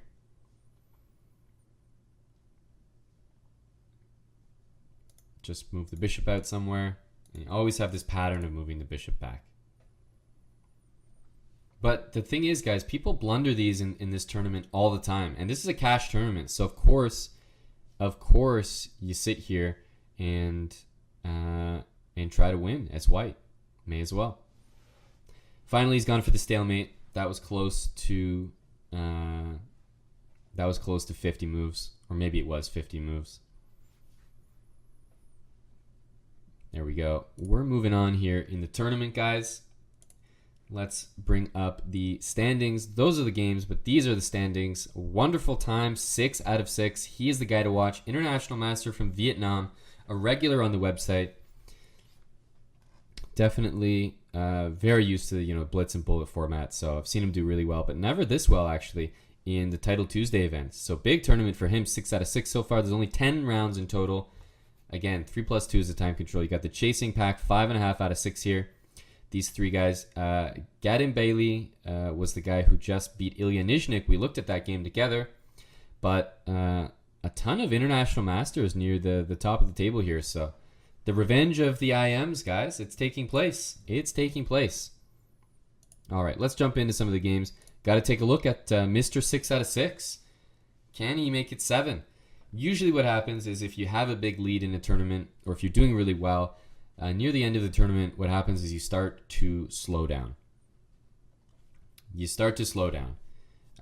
You start to be more comfortable with drawing your opponents because you know that there's only 4 more games left in the tournament. If you just draw, collect half a point every round, even if other people win, you're collecting half points, you're probably going to finish near the top of the table. So chess players naturally get less ambitious as the tournament goes on because all they're thinking about is just trying to secure that prize money. Just trying to secure the prize money. Which is fair. Okay, bishop takes c5. White is temporarily down a pawn, but he will get this pawn back at some point. Like bishop takes c4, for example. He's going to take there. Probably play e3 or e4 here. Long castle is also an option. Knight e5, I think we'll see king e7. Although king e7, knight e4. Yeah, then there's bishop b4. So king e7. h6 is an option. We see 5.5 points here. Plat e3 from Argentina. That is Alan Pichot, I believe, grandmaster, young grandmaster from Argentina. Takes, pawn takes for sure, yeah. Gotta be pawn takes. I don't mind black's position. I like the 2 bishops, the double pawns here. White is trying to play bishop g2. Do you take that? I guess you have to take that. You could castle here. Yeah, castle and king takes on g2. Now that makes more sense. Probably takes knight c6. White's going to bring the rooks. Very, very balanced position once again. Let's take a look, see how... There's a big match going on between Zavin Andreasyan and Eric Hansen. For those that don't know, Zavin Andreasyan, first of all, he has done as well as starting 7 out of 7 in this exact tournament in some months previous. So he's like a mainstay at these tournaments. Also, he was the board one of the Armenia Eagles, who won the Pro Chess League, 2018 Pro Chess League. So he was like a big reason that they did well. He's also got a massive Blitz rating, FIDE Blitz rating. Very, very strong player. Plays over the board Blitz tournaments as well. Queen b4, but Eric's playing some strong players here. 2885, that's a huge rating here. What is he going to do? Looks like he has a nice position. Black is sort of messing around. That bishop is absolutely atrocious. b3 is going to kick the knight back. Basically, Black looks like he played an opening that was a little bit subpar. And yeah, Eric with some nice maneuvers, bringing the knight to a5, shutting down that bishop with the move d5. And he's got a very, very nice looking position. The only thing, this is a Chessbrah curse. He is missing some time on his clock. After g4, I mean, Black has just been shuffling the knight for the last couple moves, right? Let's be clear. So this was what everybody watched this knight. Let's see where it goes. Okay, it goes to d7. So it goes here and then to d7. Then it goes back to f6. Then it goes back to d7. Now it goes back to f6. This guy's doing a little world tour here. He's doing a world tour. Okay, so the idea is that... I think Eric missed that move. Ooh, that's a serious blunder. The idea was that if the rook moved, you would take this and win a pawn and have a dominating position. But after this, the bishop is attacked and so is the queen. En passant is possible, but c5 is just a winning move there. c5 is a winning move there. You drop your dark square bishop. No, there should be no coming back from that. Knight takes h5. The knight comes to f4. There's no attack over here. You're down a full piece. This looks very, very tough. This looks very tough. Do you take here? No. Queen f2 is a move. There are a few moves here. Takes and queen g1 check. But this doesn't look good. Eric drops a piece in this game. Let's check back in. With this board one game, 6 out of 6 is wonderful time here. Playing with the white pieces. Let's see if he can... Man, pretty impressive. Can he keep going? 7 out of 7? Is this going to be 7 out of 7?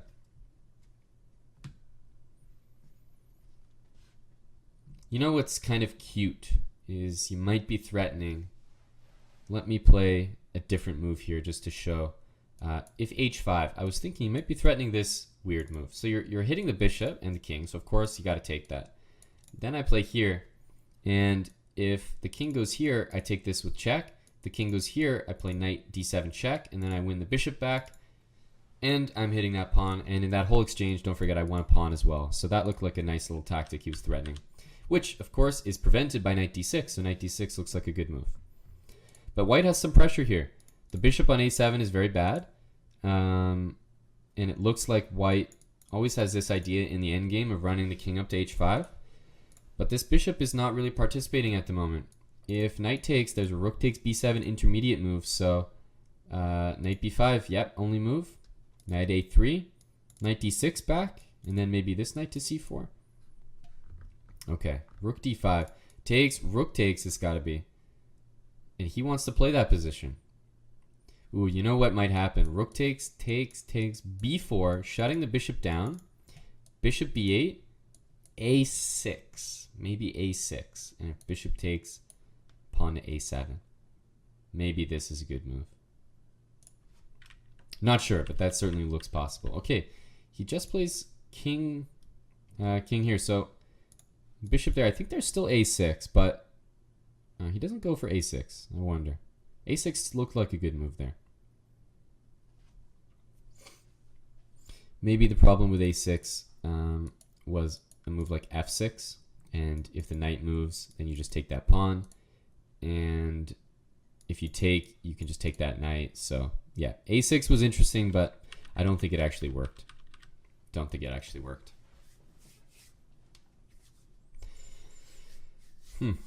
King d4, bishop a7 for sure? No, he's gone with check. I'm not sure about that. But this is starting to not look good for white because the pawns are stuck on dark squares. e4 is going to happen. Got to do e4 here.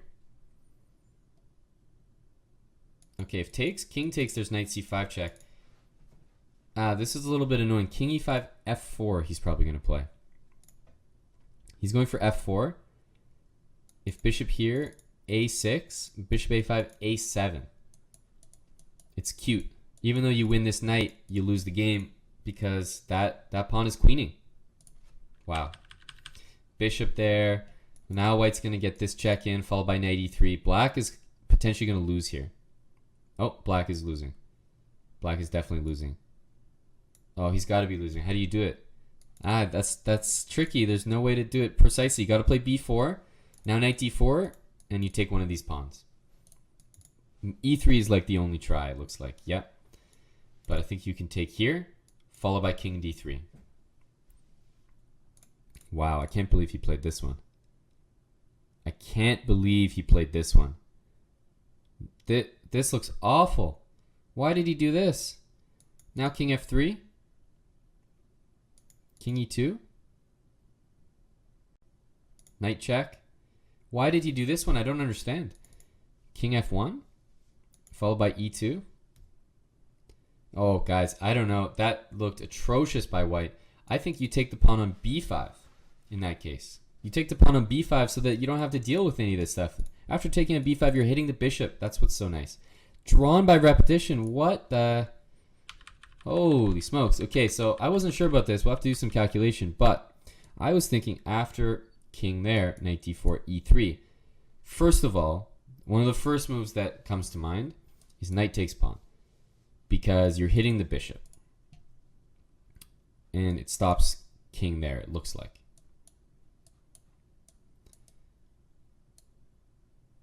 Or does it? Yeah, it does. Because knight here, and you take the pawn. So, it means you got to play like bishop here. And then you just go king here. You're going to take that pawn. If he wants to trade for this pawn, you don't even let that happen. You go check. And then you push that pawn and play a6. So, that looks like it could have been 7 out of 7 for wonderful time here. Huge chances missed. Knight d4, I'm quite sure white is winning. 2 pawns are hanging. After e3, you don't take this one because you let the black king just run in, and this pawn is dangerous. But if you do this one, that means the bishop has to move, and then you play king d3 and you don't allow the invasion. That's very, very important. King d3 might also be a good move here, but I think knight b5 is just plain and simple. So, wow. That's a big result. Let's keep taking a look at some of the games. Vladimirovich, that's Dmitry Andreikin. He won this game against Alexander Savanovic. Vladimirovich, 29-55. I forgot that he was actually the number 2 seed in this tournament. But he hasn't been on the very, very top boards. So he's fallen down a little bit. Let's keep looking. Jan Ludwig Hammer. Oh, nice. Are we going to see a bishop and knight checkmate? This is always good. Pay attention, guys. This is Jan Ludwig Hammer delivering us a bishop and knight checkmate, hopefully. Let's see the technique. For those that have watched Title Tuesdays before, I've explained quite a few times how to do this checkmate. I don't think he's doing it right so far. This looks a little weird. But then again, there's not always like a right answer. I just feel like if you do it with a pattern, there's no way of messing it up. Whereas the way he's got it right now looks a little messy. Also, this king going the wrong direction. This is so wrong. Okay, now he's got it really easily. As white, you want to go this way. You want to put your king in the corner that's the opposite color of the bishop. Now he's got it. Now he's got it much easier. But white could have made that a lot more difficult. You got to go this way. Knight check. King over again. Bishop check. And now we'll see knight goes to this square. Bishop does a waiting move. There it is. And this is the checkmate. Nicely done. But as white, just in case you're curious, going this direction is really wrong. So after bishop here, you absolutely go this way. You gotta hang out in this corner for as long as you can if you're trying to make it difficult to get checkmated, because you can't get checkmated in this corner. That's just something that you can memorize, let's say. So technically, if black was doing it from here, what you would do is you got to kick them out of that corner with this knight check, and then you got to slowly, you take away that square. Now I take away that square, and what I'm going to do now is I'm going to slowly push the king over, taking away that square. Now I'm taking away that square. I'm going to slowly push him over, and as soon as the king tries to go back, we already saw this technique by Jan Ludwig Hammer in the game. You give that check, knight's covering that square, you force the king slowly this way. That's why in the game, when I saw what happened, I was like, wait a minute, white just went to this corner voluntarily. That's why it was so easy for Hammer to execute that win. Nicely done all the same though. Bishop and knight, checkmate, always fun to watch. Okay, so this one was a draw, and I think there's one more game ongoing, and here it is. It's a queen endgame. These are very, very tricky. Most queen endgames are draws, but that doesn't mean that they are drawn, because the queen endgames are so tricky that you don't actually ever play them properly. Most people don't play them properly. This one looks like a very easy draw, though. But David Klein here from the Netherlands, Grandmaster, playing a National Master, he's higher rated. He's got the extra pawn. He is going to push. He is going to push here. Okay, probably g5. There it is.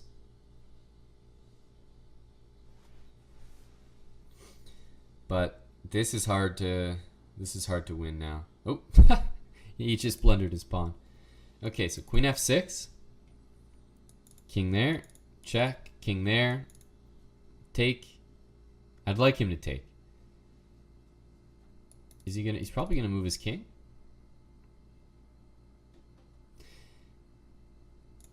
So check there, take it, and then queen g3. That's what you gotta do. Okay, here's what I would. Okay, queen g3. Gotta do queen g3. Yes, yes. Queen f2. Good job. Good job. That's a stalemate. That's why you do that. So here's what I would have done as white, honestly. I would have gone here, and secretly I'm hoping that my opponent just starts checking me. You know, check, check, check. Just goes crazy checking me. And then I get down here. And the reason that I wanted to get my king down here is, let's say we got into a position like this. I'm just going to play some bad moves for black. Queen here. All of a sudden, it's like, wait a minute. If I move the king next turn, that's a check as well. I got to be really careful here. And if black takes, this endgame is actually winning for white. No matter where the king goes, you win this pawn, and then you just don't even have to calculate. You just push the pawn, and it always wins. This is only when the pawns are on the 6th rank, though, like this. If the pawns were further back, none of what I'm saying is true. But because the pawns are right here, if you trade queens, it's winning. So that's what I would have done just to try to win, because it's clear that what happened in the game, after he takes this pawn here, black has a very cute way to draw it, which is, hey, take my queen, take my queen. As soon as white does, it is a draw by stalemate. So that's enough. Let's bring up the standings for you guys. Take a look at the leaders. 6.5 out of 7 for Gadam Bailey, as well as Wonderful Time. We have 4 people chasing with 6 out of 7 points. Oscaria, Platy 3. There's Andrew Tang with 6 out of 7, as well as Rafa Nadal from Russia. Don't think it's the real Rafael Nadal. That's an international master. Would be a little too impressive if Nadal was capable of doing both. So let's get into the games. Big first board matchup between the 2 tournament leaders, guys. 2 tournament leaders. Wonderful Time, 6.5 points. Gadam Bailey, A from Azerbaijan, with 6.5 points. These are the only 2 people at the top of the table. 6.5 out of 7. They've only surrendered a draw each. Not to one another, of course, because this is the first time that they're playing.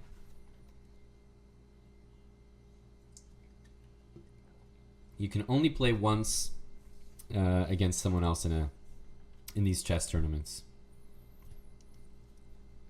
There might be other tournament formats where you can meet the same opponent more than once. but most chess tournaments are in the Swiss system format of pairings where you can only play your opponents once. Knight f6, bishop e2. White has the nice option of deciding where he wants to castle. Castling this way always has this consideration of, hey, what about the check and take this pawn? Is he actually going to play it? Generally, you don't do those kind of things before you castle, but you always got to ask yourself, what about this free pawn that he's giving me here? Let's see what he comes up with. Queen takes b2. You got to go for it if you're going to give the check, because you know that this move is coming. Yeah, this looks right. What's going on here? What's going on? This looks like a free pawn to me, guys. This is the queen b6 classic. Now you bring that queen right on out of there. Yep, all the way out. He is getting the heck out of dodge. Queen c7. And this just looks like wonderful time is winning here. I don't know what Gadden Bailey A is up to here, unless he's going to uncork the tactic of the century here.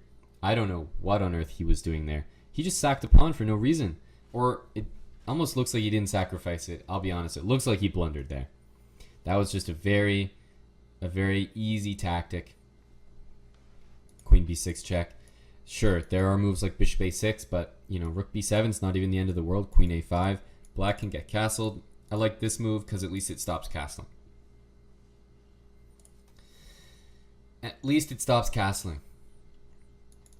H5 looks fine here. It's not the move you want to play because it gives up a lot of squares, but you are up a full pawn here. You're up a pawn. Wow. Wow. This is not the first round matchup you'd expect to see, guys.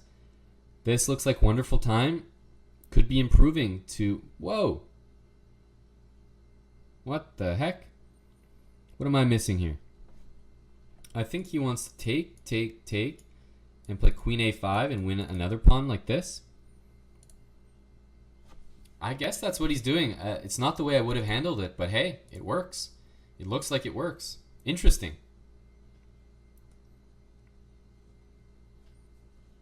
Yeah, queen a5 has to be the move. This is awkward for white. It's not how I would have done it, but it looks like that's a pretty effective way of doing things. Rook b8. He doesn't even take the pawn. Oh, I see. The reason he didn't take the pawn was because of what? We have to try to understand. Rook here. And then if queen here, rook here does trap the queen. And if queen here, rook here, queen takes. This feels like we're getting a little bit greedy, right? Why is that? Bishop d1 and your queen gets trapped. So taking that pawn actually traps his queen. I'm not sure if he missed that. It looks like he did. That's why I was saying, guys, why on earth are you giving up this pawn, relying on tactics, when you can just defend it? Just move that pawn. You'd be up a pawn here. So wonderful time. Looks like he let it slip there a little bit. I don't know why he allowed that. I don't know why he gave up his pawn again. Interesting stuff. This is the board one matchup, guys. But both players in this game looks like they've blundered a pawn. Both of them. Takes. Are we going to see e5 pawn sack? I don't think so. Just queen takes. Black should be better there. So what are we going to see for white? That's what we're wondering here. e5. Wow. Queen takes, please. Queen takes. I'm very surprised by that. Yeah? I mean, there's no way that he's planning to take that. Yeah, he's planning to take this queen. So black's up a pawn here. But I'm surprised to see that. I did mention it was possible, but still. Didn't expect to see it on the board. Black should be much better here. If you ever take this pawn, everything falls on the c file. e4.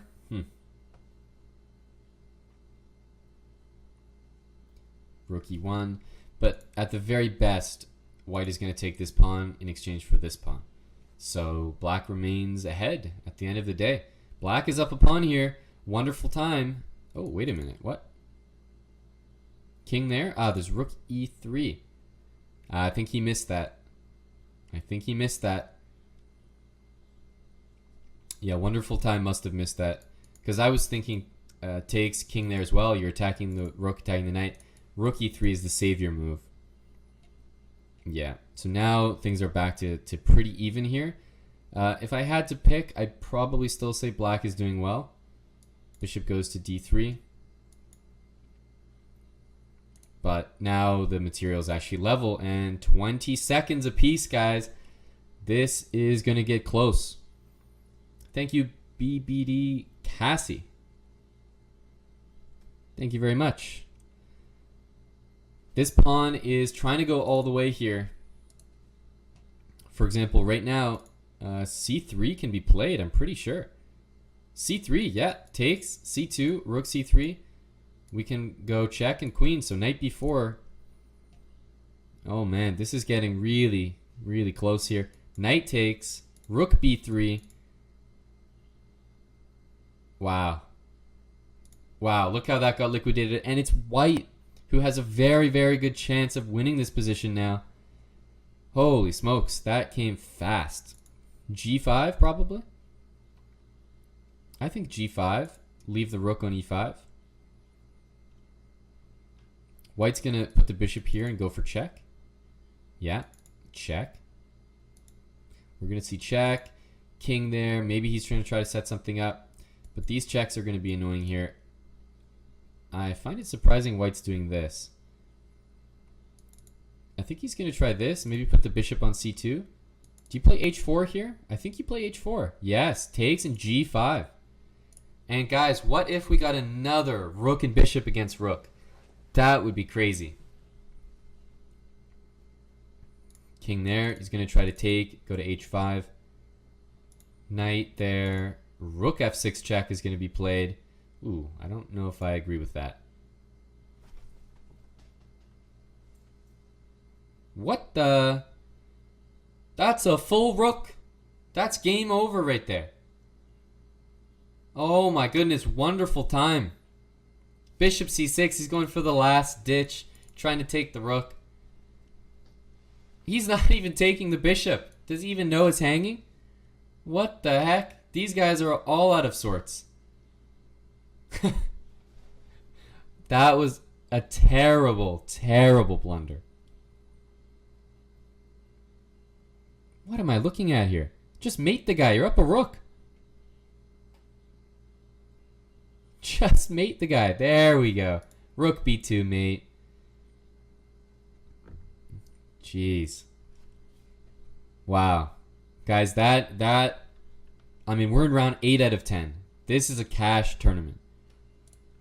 And he just blundered a full rook on the board. We can take a look at where that happened again. But, I mean, it's like he didn't notice that his rook was being attacked. He just saw the bishop attacked, then he took back. Because here, you have to give this check probably, then move the bishop. Still, though, it's probably a draw. Man. But black will take that, sure. Black will take that free rook any day. I think everyone in the chat would take it as well. Say, hey, thanks very much. I'll take that. I'll take that. This is actually a very easy win for black. We're going to see just king c5. Followed by queen there. Queen check. King there. King there. You got to do that. For the fans. For the fans. King c6. Oh. Queen c6, no fun. Queen c6, no fun. King there. Yeah, this works as well.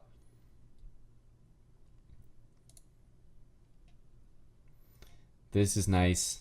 And conversion. I would play king c6 and allow my opponent to promote to a knight and then have to work hard to convert that position because I'd be trying to be fancy. But he went for the clean-cut, easy win. Queen c6, of course. Much better move. There's one more game left, and this is it. Wow. What do we have here? Knight e6. I think this is an easy draw. Just knight f8. Any move works here. Knight d4, sure. King there, knight back. Yeah. So we're going to get rook against knight. And it's funny, this tournament, guys, produces all the endgames you need to know in chess. This is rook against knight. Another draw. We're going to see how he draws this one. I think he should have played king up so that this knight wouldn't get trapped. Okay, now he's fine. Knight e6. Now he's okay. But rook against knight is another draw. Another position that is technically drawn, but that white is going to try to play on because, of course, he's got that extra material. He's got the rook. Knight c5. King d5. Not much to say, not much to comment on with this one. Once again, this is a drawn position. We'll just see if black has the technique to hold it.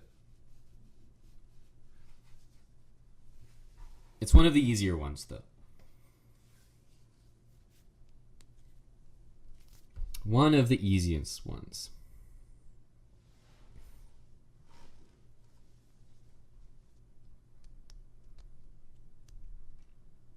Okay. We'll see check, knight there, king down. So even if you go to the side of the board, you should be fine, which is usually the case. So king there. Oh, okay. So he's probably going to go check. King here. You got to go king down. And then if you get pinned, you go king here and you threaten to go king out. Yeah, I don't think there's anything to do here. King up. King down.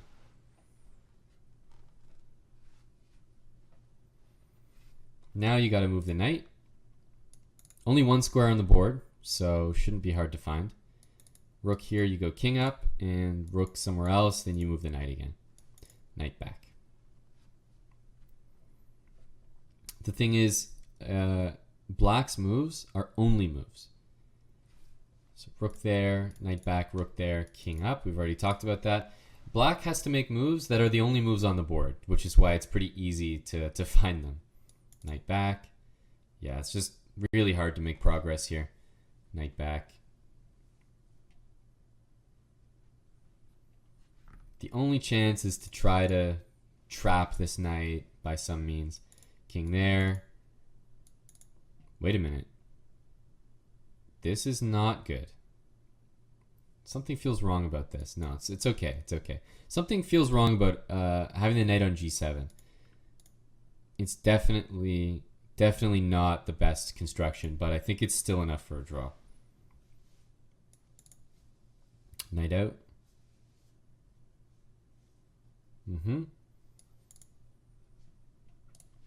Yep. These guys have the draw. Well, not these guys, but black has the draw here.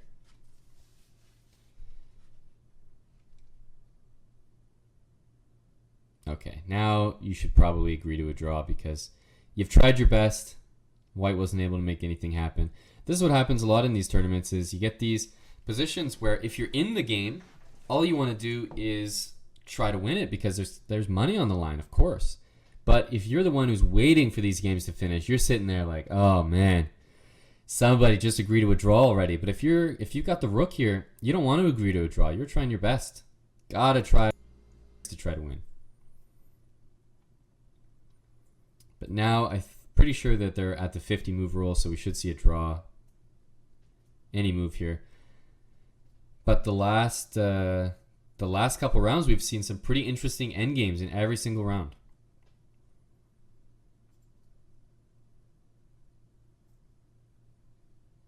Yeah.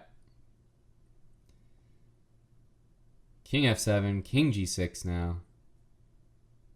Nothing going on here.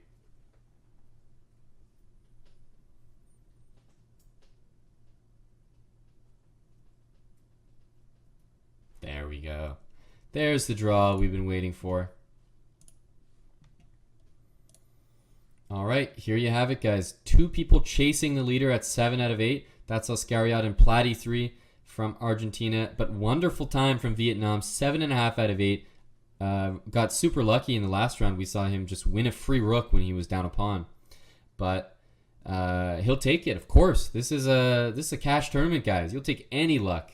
You need to play well, and you need to have luck. So, wonderful time, 7.5 out of 8. He's the guy to watch. We got a lot of people chasing, but let's get in the action. We're going into round 9 out of 10, and the games are already underway. Let's see. Wonderful time against Oscariot. This is first against second place. First against second place, guys.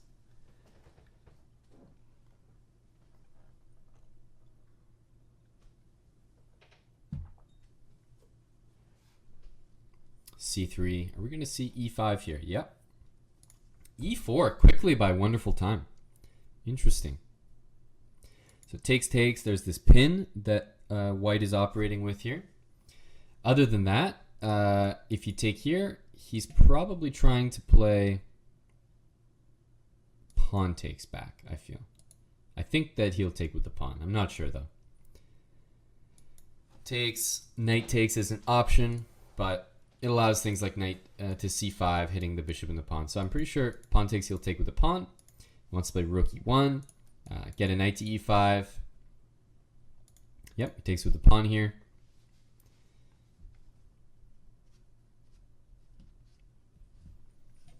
Queen b3.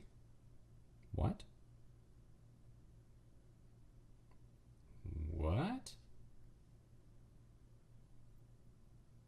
This is some prep or something, guys. Look at this.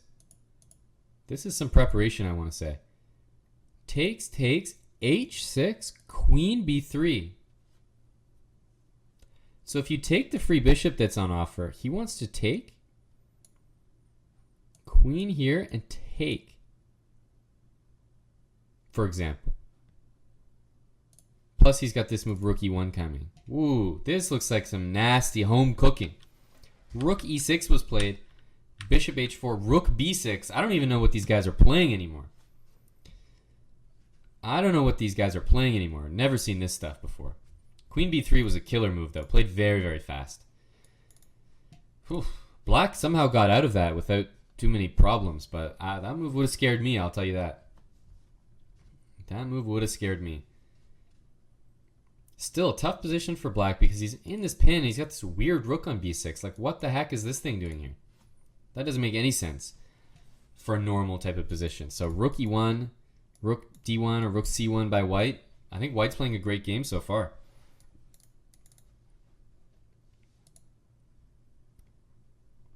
Black wants to play bishop g4, hitting this knight.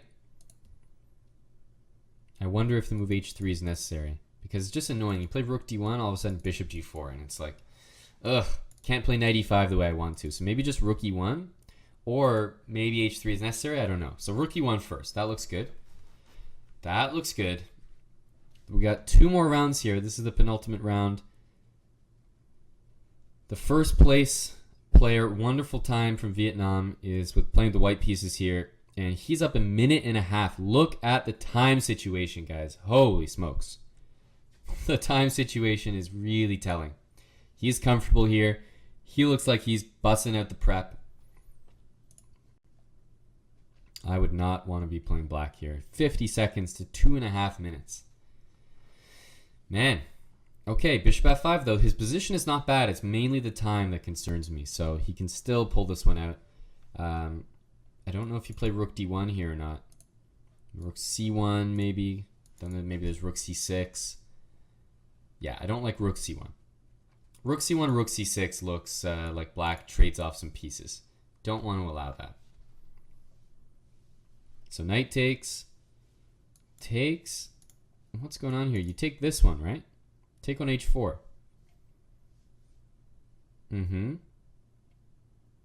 Really? He wants to play this. Just bishop back. I don't see any problem with this.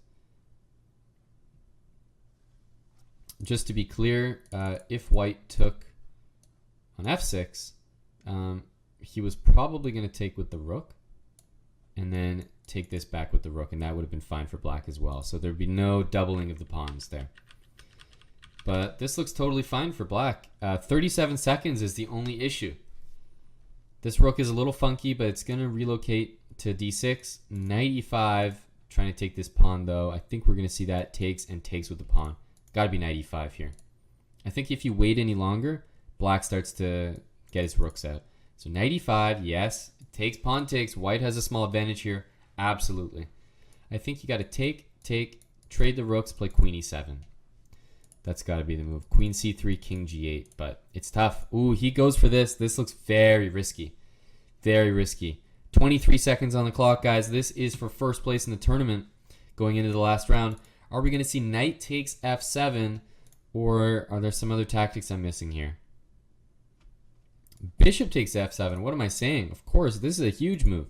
Bishop takes f7, something to consider. The nice thing is that knight, don't forget it, is covering the g6 square. So, for example, you can take here. Oops. Let's take here first. Take here, and there's no queen takes g6 because of the knight. So that's extremely important. That's saving black right here. And knight takes f7. He's trying to say, okay, your queen's under attack, but after something like this, what are your threats as white? This knight is actually potentially trapped in there. That's what he's trying to say.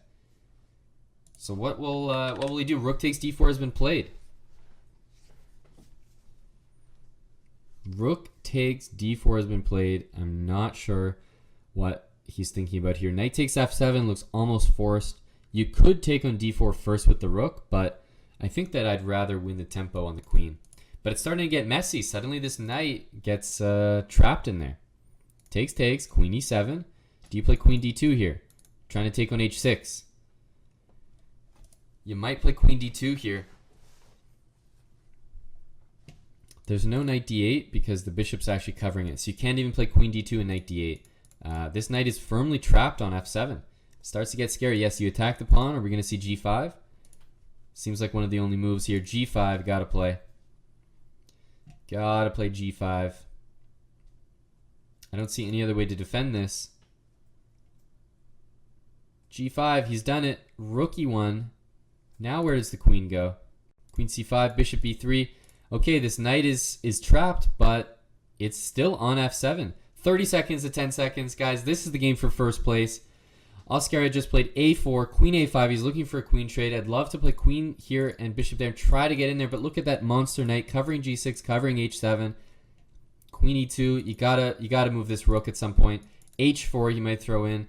Black's rook has been sitting there the whole game, but you see how he can't get it. He can't play rook d8. He can't play rook e8. Those squares are both covered by the white pieces. Queen h5, threatening h6. No, he's checkmated. He's checkmated. Oh, it's so close to checkmate. Just move the knight. There's a discovered attack from the bishop. This is going to be checkmate on the board, guys. Knight takes g5 check. This is over. Resigns. Wonderful time. 8.5 out of 9. An absolutely insane performance. He's going to the last round, only giving up half a point the entire tournament. He can probably draw his last round game and come first. This is a big result for him. And let's take a look at... He's a full point ahead of everybody in the tournament, guys. Full point ahead of everybody. If he draws his last round game, he wins the tournament outright. That is confirmed. He is a full point ahead of everybody else in this tournament. If he draws the next round, he is your winner of Title Tuesday. Undefeated performance so far. 8.5 out of 9 is simply incredible. Those type of performances will win you the tournament every time if you can put those together. But you have to say, I mean, that is just crazy performance. Bishop d5. Meanwhile, in this game, these are people with 6 and 6.5 points, so they're like 2 points behind Wonderful Time. In fact, Firouzja here is 2.5 points behind the leader of the tournament. Crazy. That's just the difference between Wonderful Time and the people that are chasing him right now in this tournament. 4 seconds for Ilya. We're going to see everybody just pile on that bishop. Rook to e1, king f7, bishop d5 check. It's over here. Going to be resignation probably. Just take that. Yeah. Ilya Nizhnik goes down. Let's keep looking at the games here. We have, who's near the top of the table? Renato Terry Lujan. Oh, this game just finished. Black won. The pawn is too fast here. Let's keep looking at the games. This one looks like it's about to be a draw as well. Yeah. Indian lad against Dmitry Andreikin here. King D1, he's messing around. Got to take that pawn, and there we go. That's a draw. Let's take a look at the Battle of the Indians. Nihal Sarin playing from the United Arab Emirates, it looks like, but he is actually an Indian chess star. So this is actually a battle of two Indians. Maybe they've played each other quite a lot before. I don't know if they have any history together. Queen to F7 looks right. And what are we going to see here? Knight C4. I think Knight C4 is it. Okay. That really tripped me out there, guys. I thought black was going this way. I thought black was going this way. For some reason, when I saw king takes knight, my brain just like, huh? What? I didn't think that was a legal move. I thought it was protected. Black's going this way. Okay. That makes more sense. That makes more sense. And what do you do in this position, though? Queen there, you want to play queen to E1. If rook F3, you play king over. And we're probably going to get queen against rook. King over, king takes, queen takes, rook there. And we're going to see queen against rook checkmate. King there. Yeah. If rook there, that's checkmate on the board. Rook over, and after queen check, king there, queen there picks off the rook, and that'll be game over. Nihal Sarin won by resignation. There we go. That, I don't know, guys. That, for some reason, that didn't register in my brain properly. It looked like such an illegal move. All right, that game's over. Let's keep taking a look at. There's only 3 games left here. We're going to see some endgames. This could be rook and bishop against rook. Looks like it's going to be. Looks like it's going to be. Rook A4 probably. Yeah.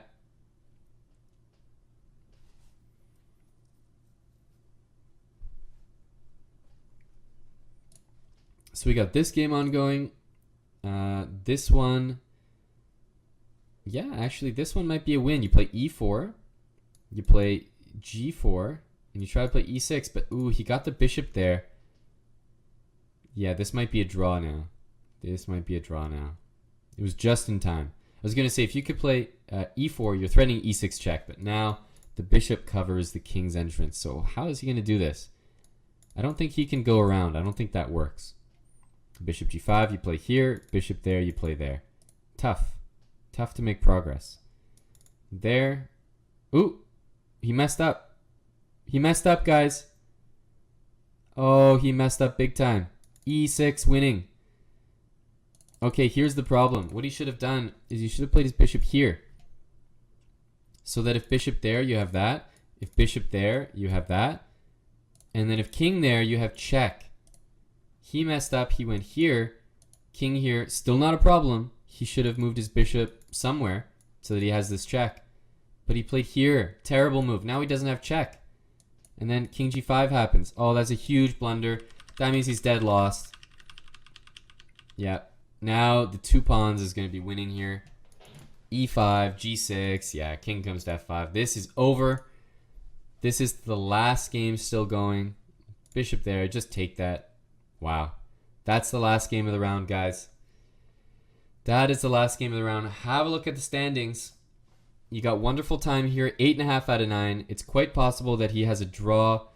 A very quick draw to finish things off in the tournament. That would be a win. Tournament win for him. He's got 3 people chasing him with 7.5 points. The only thing that would mean big mayhem in the final round would be if Wonderful Time lost. And believe me, if he plays one of these people, they are going to try to beat him because they need to beat him to try to claim first place as well. This is a full point lead for Wonderful Time. He just needs to draw. He's had an amazing tournament so far. Of course, anyone near the top of the table has had a good run of it, but 8.5 out of 9 is simply incredible. So let's take a look. We're in round 10, guys. Final round of the tournament. This is your tournament leader. Wonderful Time here, playing with the black pieces. He needs to draw. He's offered a draw after knight c6. I tuned in. He played knight c6 and he offered a draw. And it was agreed. Oh, man. Agreed. That is lame. That is lame.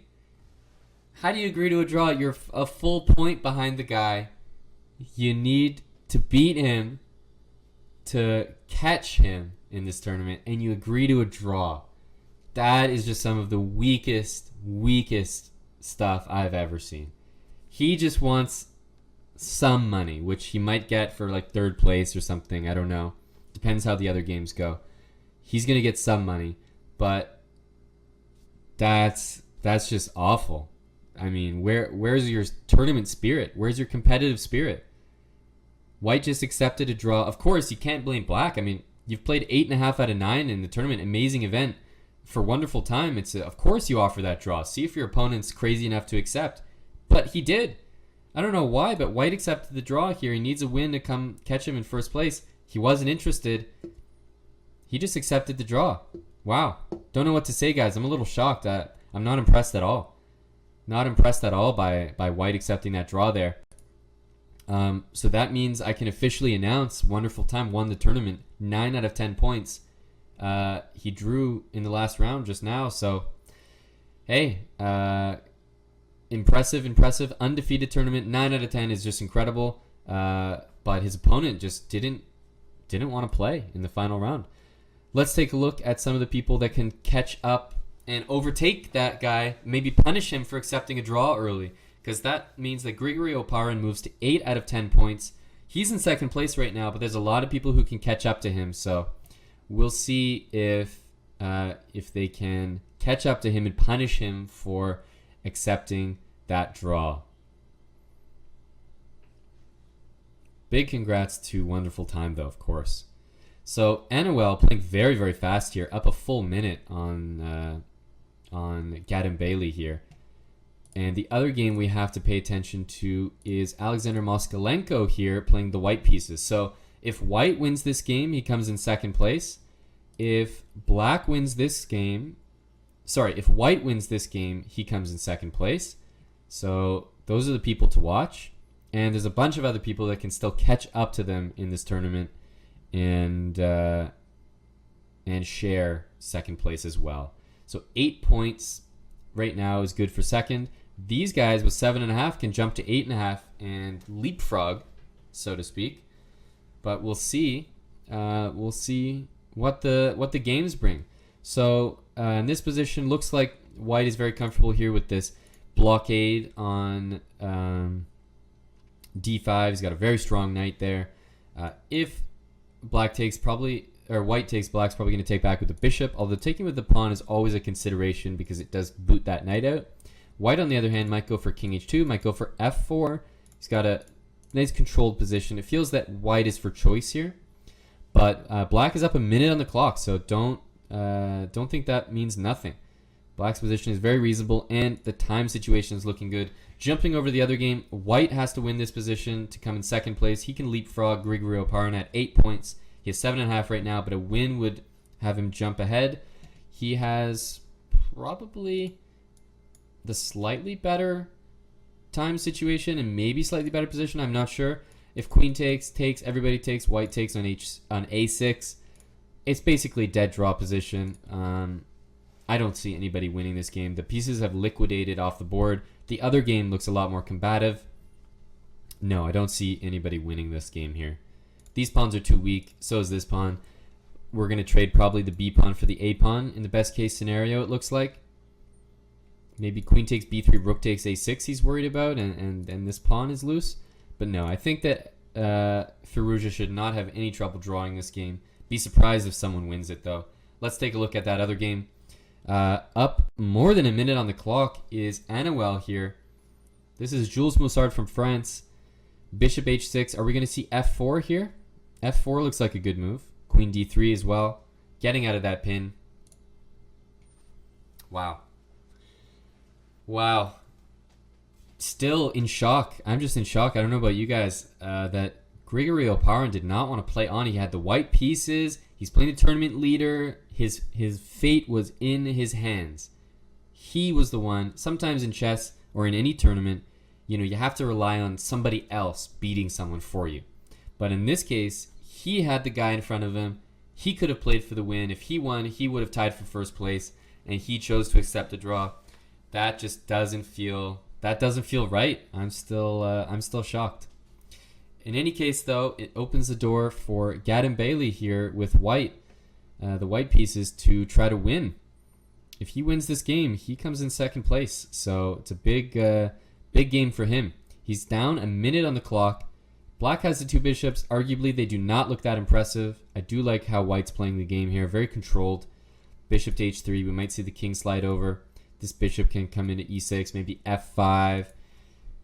But down a minute on the clock is... Eventually, that's going to be very, very important. Let's jump back quickly to this game because I see 17 seconds here for Firouzja. 17 seconds is not a lot, and a tricky move like f5 might just throw him off here. Oh man, what is he going to do? f5. If you take that, this queen comes in. Oh, I can't believe he took that. Rook a5 thrown in as well. Queen coming. It's got to be queen b4, yeah. Do you take this? I think you take this and take back. Is that what he's trying to do? I would want to keep the queen on the board. That's what I would want to do. Do you keep the queen on the board here? Wow. Wow.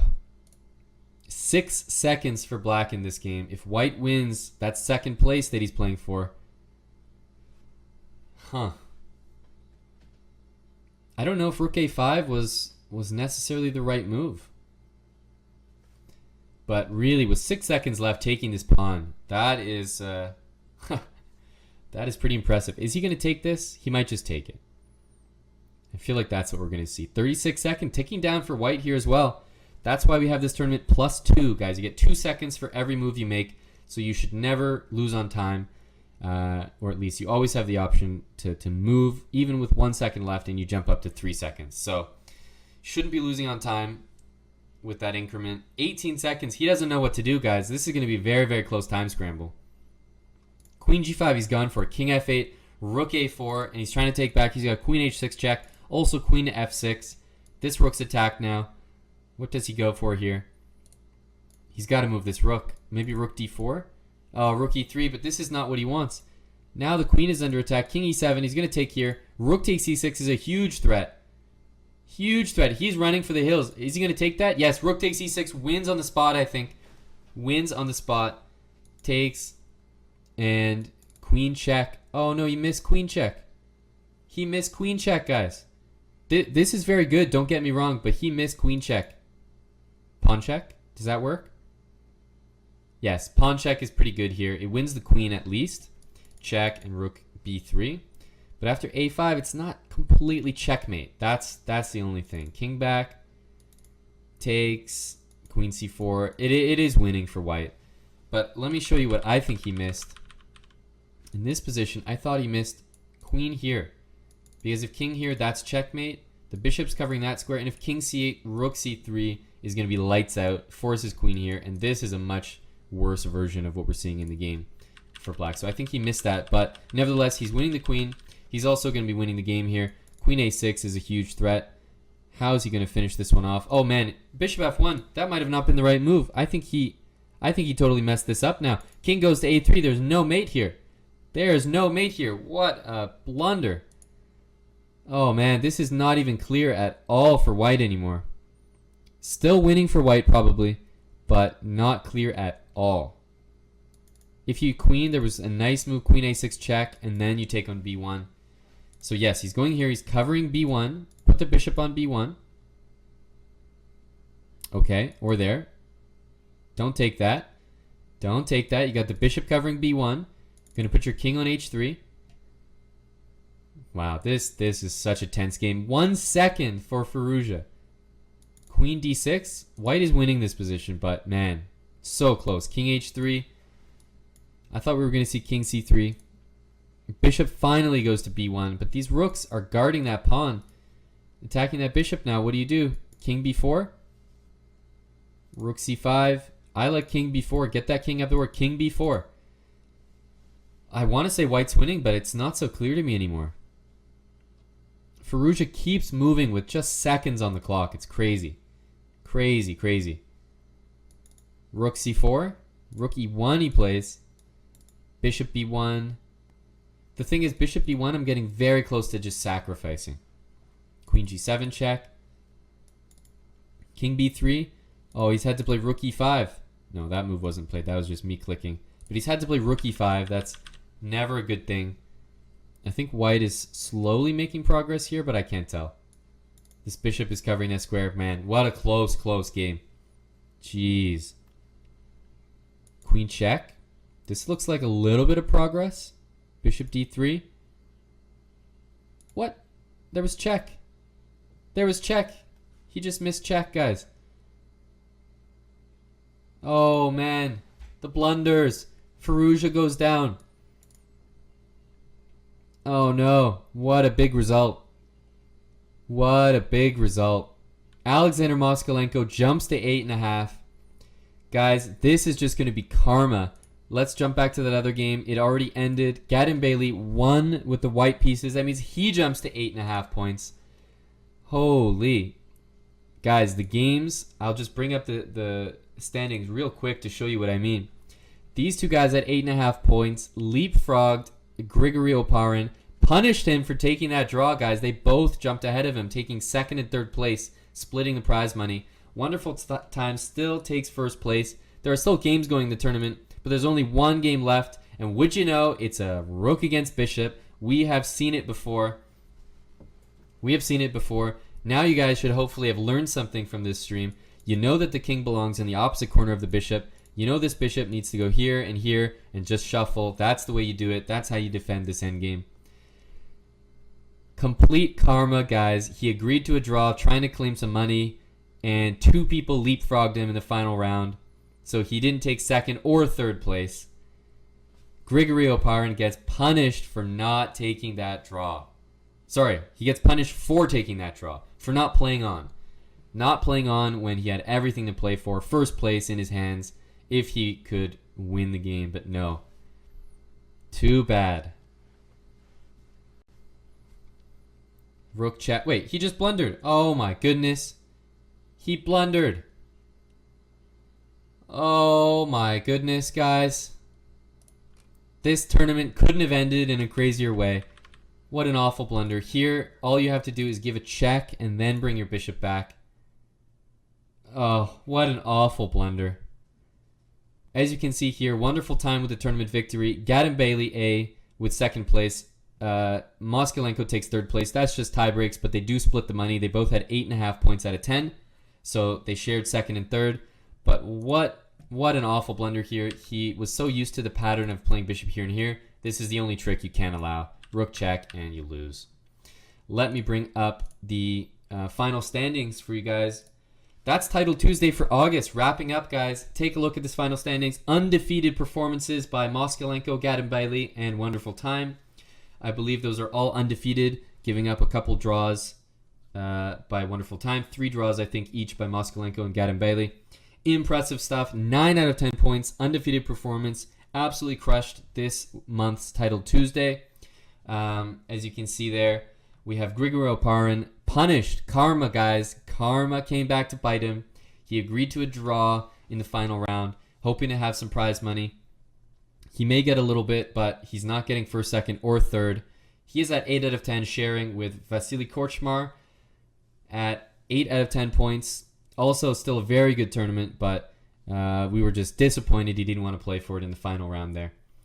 But at the end of the day, this is a cash tournament. Everybody has their own ideas about how they want to handle the tournament, whether they want to play or take a quick draw and try to play for the money.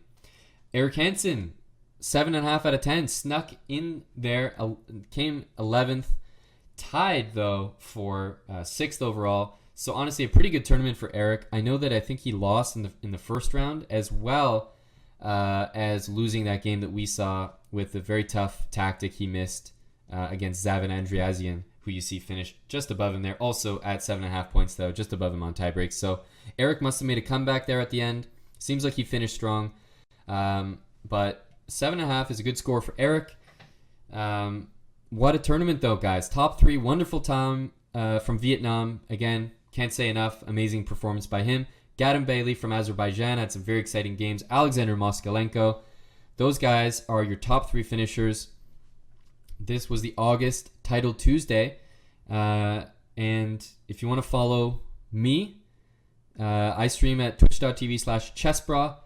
That's where sometimes I play in this tournament when I'm not commentating. We do all sorts of streams. I've been streaming. Yesterday I streamed for 11 hours. Day before that I was streaming for 16 hours. Eric Hansen is going to be playing tomorrow in the Arena King Streamers Championship tournament on Chess.com. That's going to be a lot of fun. Hope you guys tune in to that. The coverage of that is going to be on Chess.com as well, right here. Hope you guys enjoyed the commentary. I went live a little bit earlier trying to bring you guys the pre-show as well. But this has definitely been a very exciting tournament today. Top 3 were decided, but wonderful time takes it all. Thanks for watching, everybody. You can also follow me on Twitter, Aman Hambleton. I stream over twitch.tv/Chessbrah. Hopefully you follow me over there as well on Twitch. I do a lot of other streams as well as commentary and stuff like that. But yeah, hope you guys had fun. This was a really exciting tournament to cover.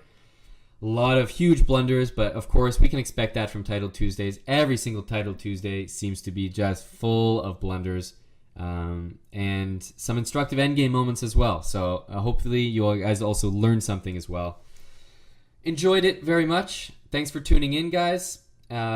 Stay tuned. Levy Rosman is going to be up next, so you can just bring your energy over there to the Gotham Chess channel.